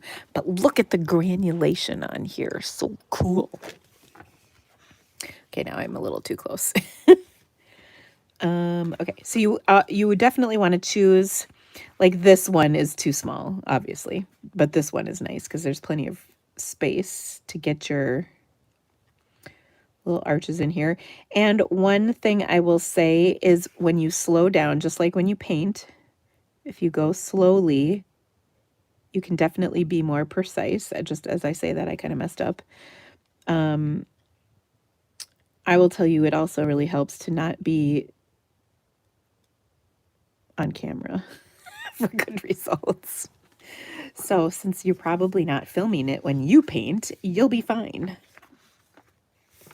But I'm just going to look for different areas on here. And you can do 2, 3, 4, however many you want. It doesn't matter. You can go outside, into the painted area if you want. I'm not. Just that's my preference. All right. But I'm kind of keeping consistent the number of arches I'm drawing on each of them. So 1, 2, 3. Now here I'm going to go up to the top and then bring it back down for my 4th, but I'm not going to go into the top edge of that leaf. Does that make sense? 1, 2, 3, 4. So each one has 4. And maybe you only want 3, or maybe you want 5, or maybe it doesn't matter, whatever. But it's just such a fun way to add a little something, and I think it looks pretty cool. Now here again, this is something you could turn into a card. You could cut this up. I will put it in my album as a reminder of kind of a cool exercise, and then I might want to practice it again as a warm-up when I go to paint again sometime. And then I might say, oh, I'm going to make some cards with this. I might try different color combinations. I'm going to, I'm just going to keep messing with this kind of theme and see what I can learn, because I think it's just so fun to do this. Diane says, rainbow arcs are one of the basic beginner's untangled designs. What fun. I know, right? And yes, this too is very, very meditative. I think it forces your hand to slow down and relax. And by, normally I like to do things fast. I like to stamp fast. I like to paint fast. Everything's fast, fast, fast, fast. This forces me to slow down, which I think is a good thing. You saw I painted a bajillion circles the other day, right? Like I showed you one that I had painted. And I know some of you, like my friend Deb, was like, nope, not for me. But honestly, I would encourage everybody to try it at least once and just see. You might be surprised. Like I've seen things that are like, I could never do that, right? Or I think that. And then you just never know. So there we go. So many fun ways you could do this. So the other day, what did we do we did something, what was it? We did like an asterisk, because that's another thing you could do in here is like some lines. You could do little dots, open or closed. So whatever you want, and you can decide how many you want to put in there, but I'm going to call that good for now. I could add more later if I need to, but I think this is just so fun. And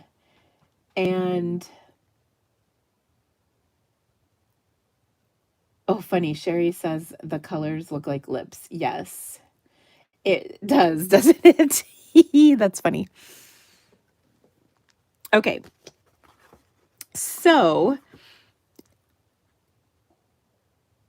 all of the exercises, like this is yesterday's, this was plain, this one was open. I like both of them. They definitely help you work your brush and get a feel for what your brush can do, and I think they're great. Okay, what else did I have for you today? We talked about salt. Oh, I know. We got to prep our homework, because goodness, I'm running way longer than I planned. Sorry. Okay, so for homework, you want to take some paper, and this could be your Fluid 100 paper. That will work nicely, or any of your paper. I'm looking for mine. Can't find it, but I know I have some over here. Okay, so take maybe 2 or 3 sheets of Fluid 100, and we're going to create some backgrounds. 1, 2, 3. Now, you see me turning it over. I'm feeling one side has a little more texture to it. That's the correct side. The other side is a little smoother. That's the wrong side. Both sides will work just fine. But let's take about 3 of these sheets, and we are going to play with some backgrounds. So I'm going to take my big wash brush. You can take just a flat brush whoops, sorry, I did not mean to bounce my camera. A flat brush like this, or our set comes with 2 brushes. This is the smaller of the 2. And we're going to just create a background. So we're going to do, one of them is going to be greens. And then the other, you can do whatever you want. So I'm just wetting down the whole background, and it's kind of shiny wet. Pretty good and wet. I'm going to take and do a little color from my palette. So I'll pick up some of this color. I would normally do it on my mixing palette, but because I'm making a big background here, I'm just going to kind of go for it. All right. Just putting color down. And you can see it's wet. I'm going to pick up some other color from my palette. And you want colors that kind of go. You don't want to, I'm not going to throw yellow in here, because that would give us some ugly colors, because yellow and this purplish blue color is either going to be green or brown. But we'll just mix this in, And this is great for kind of pulling out some of the leftovers of your palette, or just testing out different colors that might go nicely together. I could bring in a little opus in here. Look at that. And I don't want this to be all one color. So don't just keep going till everything looks the same. You want to definitely have areas where it's the one color, areas where it's a different color, and then areas where the two have mixed together to form a third color. Okay, so look at all of these colors. And I don't know, I'm just kind of going on here.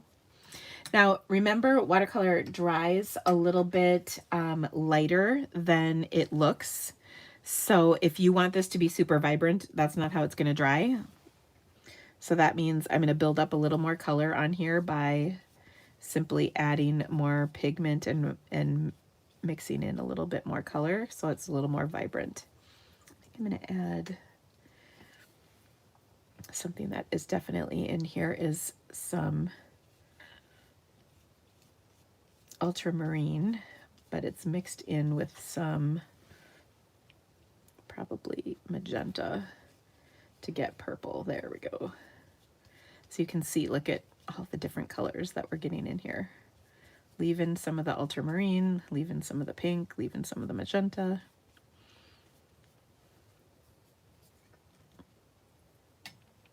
Also, if you don't want to take this big brush, like I'm kind of dabbing it into my paint palette in the corner, you can use a smaller brush to add the paint, you know, like take a round or something. Because this brush is pretty big. Okay, so that looks pretty good, but we're going to make it cooler. We're going to take a little bit of our salt. Now, my salt is in this box, so I'm going to just squeeze some out into this little dish I have here. And then I'm just going to sprinkle some on. And I will tell you, salt reacts differently with different pigments. It reacts differently with different amounts of water on your paper. So you don't want this to be super wet. Like it's probably a little too wet in some of these areas over here, but it's probably good over here. Just depends. But I'm just going to add some salt to this, and then we're going to let it dry. I'm going to do one with salt and one without, but each one is going to be a little different colors. Looking for some place to stick it. Hopefully my dogs don't come down here right now. Okay, well, let's do another one. This time I think I'm going to do pinks, but instead of into purples, I'm going to do pinks into maybe red or orange. So I'm starting with that same pink. And also I did not wet this down first because I think I had a little too much water. Gonna get, oh wait, I said red, not pink.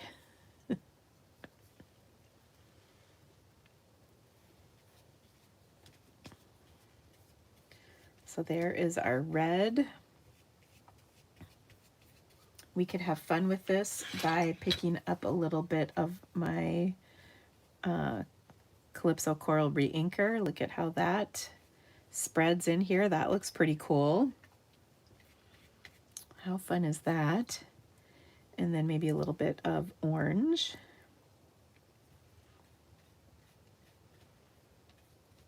Ooh, so pretty. Again, if you wanted to add salt to this, you could, but I kind of like having one with salt and one without because we don't want everything to be salty. Everything doesn't have to have salt in it, but if you're new to trying out salt, it is pretty fun. Okay, so again, I've got all the colors in here. If you lose some because you overmix them, just you can add a little back. Because again, I want this to be kind of vibrant. And I'm going to even pick up a little bit of my Melon Mambo. Sometimes Melon Mambo can be really overpowering, so be careful. I don't like putting Melon Mambo down straight to my paper because it can be a bit much, not going to lie. Okay, adding a little bit more orange in red and maybe picking up a little more. I think I've got most of my Calypso Coral from my mixing palette out on here, but there it looks good. This is nice and bright.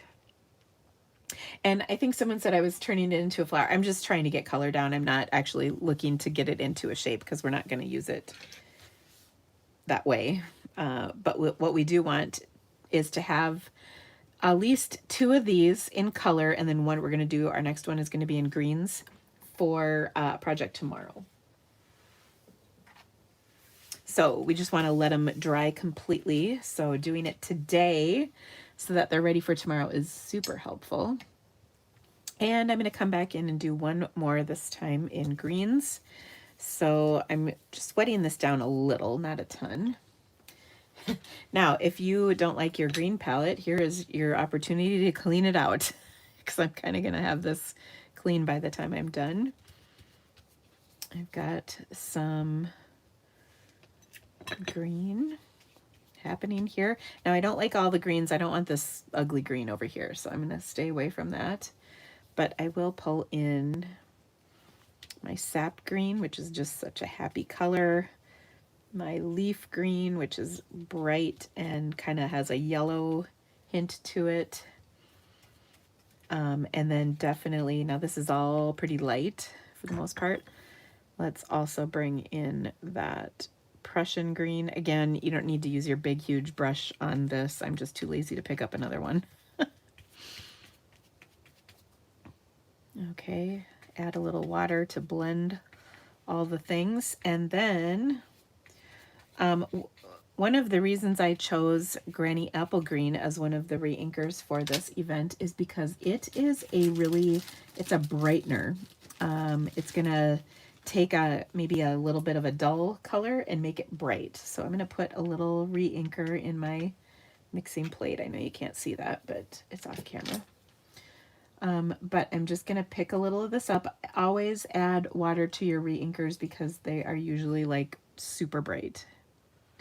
Okay, and look, when we dab this in, you can see it spreads out, which is kind of fun. It might react with the other pigments, but look at it, really brightens things up, which is kind of fun.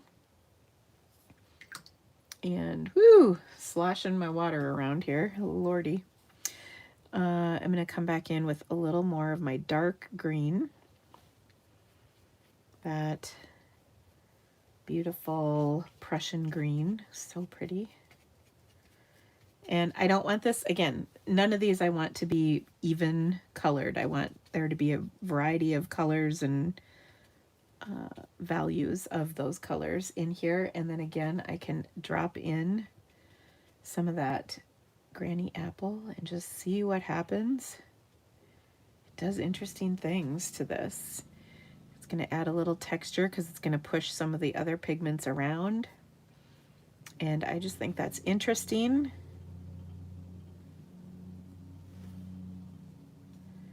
Dab a little more of this dark.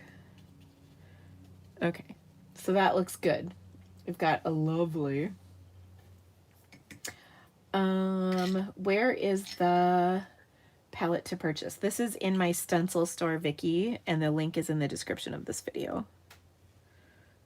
Okay, so fun. Again, if you wanted to add salt to this, you could, but I'm going to leave mine blank.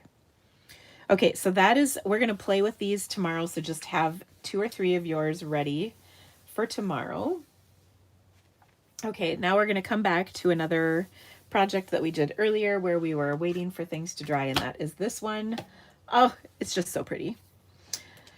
I want to do the background, and there's lots of different colors you could do for this background, but I think the color I want to do is going to be cobalt green because it's my fave, you know it is.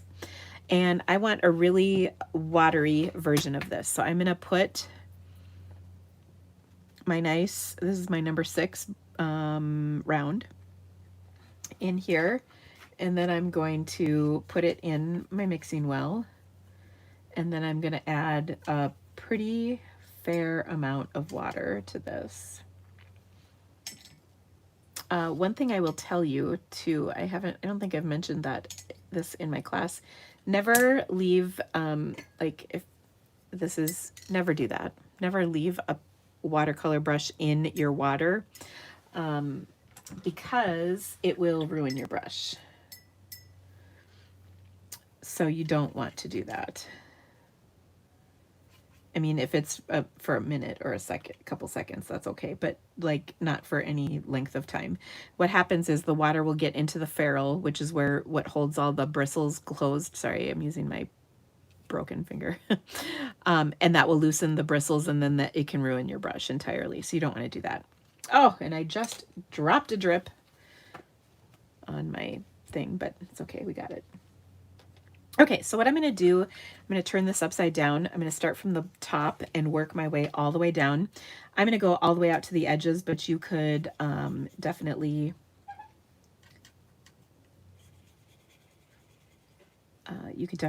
like do an edge like I showed you on that one card I showed earlier with, that was ballet blue and yellow.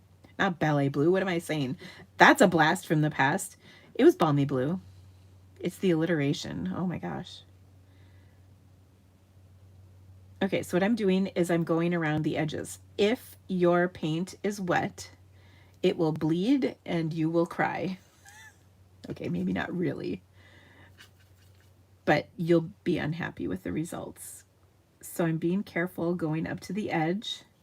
I'm keeping my edge of my paint wet so that I don't get streaks. But if I do get streaks, I might not be too upset, because I think streaks are kind of indicative of watercolor, right? Like it's just the look, so to speak. So it's okay. The sky is streaky. The sky is streaky for sure. And if you're in Paint with Dina, you learned how to make clouds recently. That was in our lesson last month.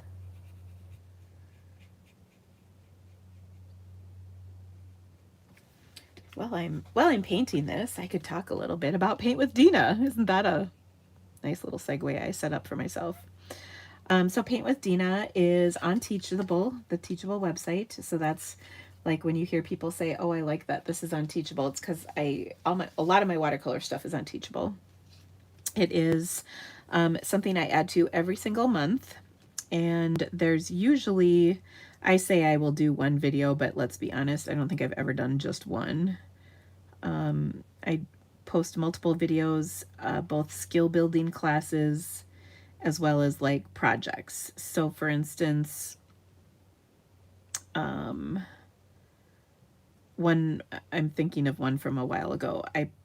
We worked with filbert brushes, and then we made some flowers with the filbert brush. Or I've been doing skill building classes recently. What are they? Why can't I think of them?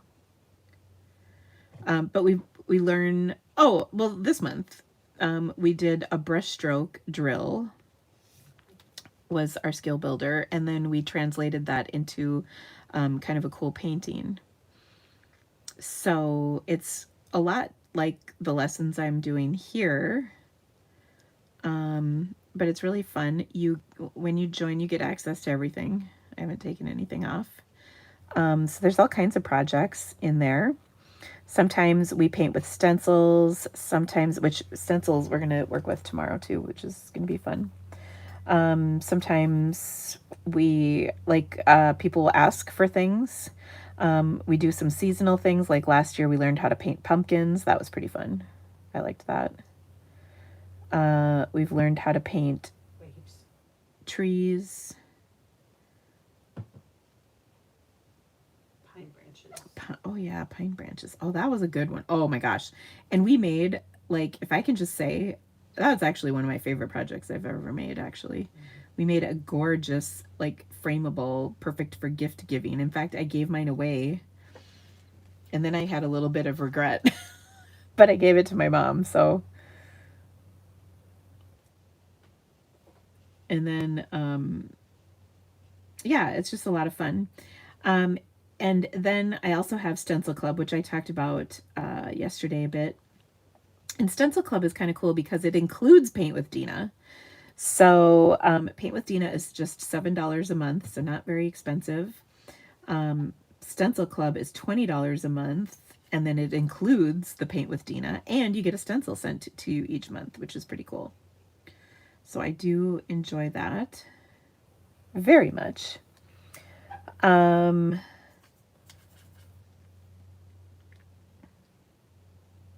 So here again, this is another kind of meditative process, is just painting out this background. It does take a minute, but it's worth it, and I think it really makes the background pop. Now, if you didn't want to do this cobalt green, another color would be the lemon yellow, but really watered down, because we have kind of some yellowy orange flowers, and you don't want it to blend into the background of those, or you don't want those to blend into the background. Another color would be cerulean blue hue, watered way down, like way, way, way, way down. So almost so it looks like balmy blue. If you water it down enough, it would. You could also do leaf green, watered way, way, way down again, because that's a pretty strong, intense color. But if you water it, you know, honestly, most of these colors, if you really water them down, they'll look pretty cool. So it's just up to you which sounds the prettiest. But I do love this cobalt green, because again, it reminds me of either Pool Party or Coastal Cabana. Of course, Coastal Cabana being my favorite color. I thought about putting Coastal Cabana as a re-anchor in your thing, but I thought, I already have paint colors that's pretty similar to that, so that's ultimately why I chose not to. A couple of these flowers have centers that are white, so we need to definitely fix that. But that was another thing. I was waiting for that to dry before I committed to it. And all of my Paint with Dina and my Stencil Club, they're all geared towards improving your painting skills. And they're kind of bite-sized chunks, so it's not like this whole huge watercolor floral class. It's not, just an overwhelming amount of material. It's a couple things a month, but it's only found in that group. I don't post those publicly. It's just for people in the group. Lots of fun, though. It's a work at your own pace thing. Yeah, work at your own pace. I don't know about you, but I think sometimes it's fun to binge things. Sometimes it's fun to do one. Sometimes it's fun to like take a day and go through a whole bunch of lessons. They're always there for you, whatever you want to do. And I also think it's really fun to revisit a lot of those things. We had a 30-day challenge back in March, I think. And that is something I actually want to revisit again and redo myself, because I think it will be fun. So there you go. Not bad. I can turn this into a card. Love how it turned out. I think it's really pretty. And so these are stamped flowers. Then we did painted flowers today.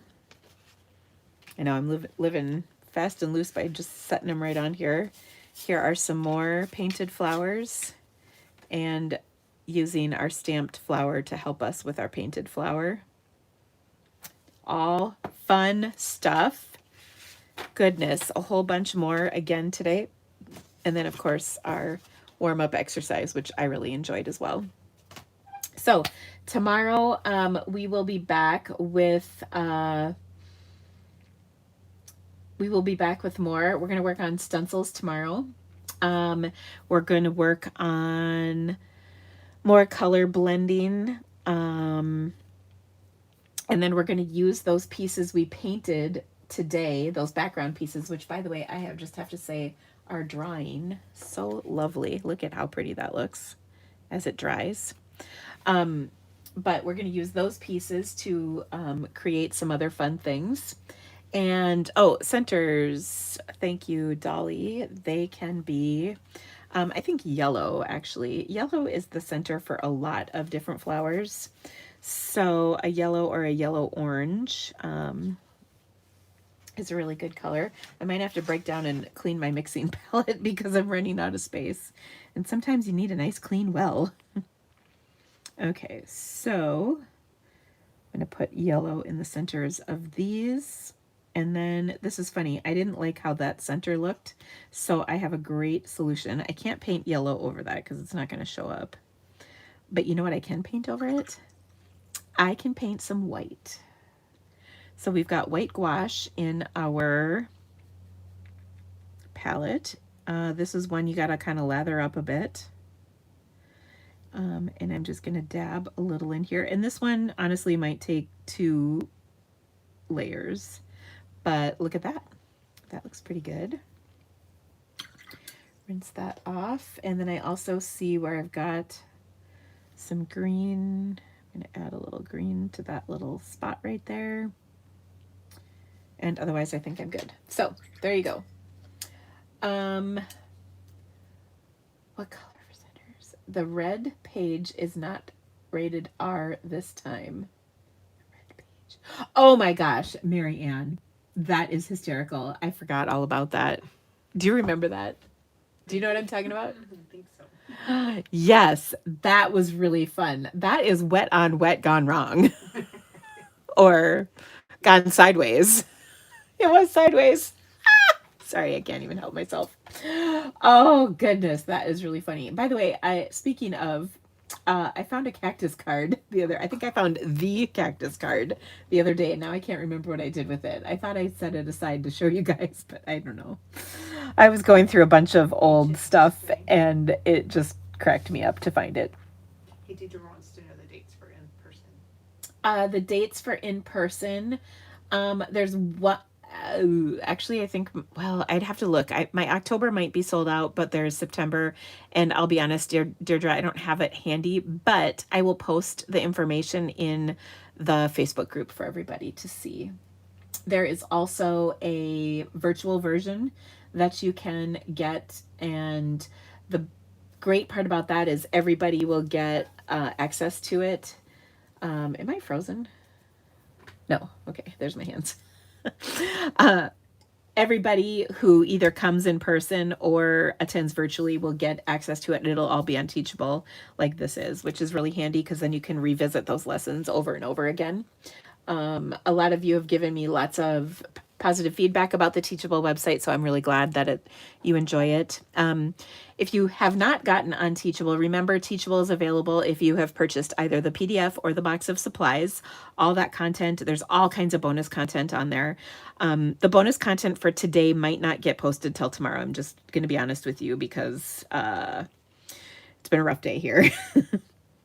So it's definitely affected my getting my work stuff down, but I just wanted to remind you to get on Teachable. You have to create a login if you don't have one already, and then I manually will add you to the Watercolor Week content. So you just have to log in and then it'll all show up there. So yeah, thank you guys so much for being here today. I hope that you have a great evening, and I will see you back here tomorrow. I believe we're tomorrow evening, but schedules in the Facebook group. So see you soon, friends. Bye-bye.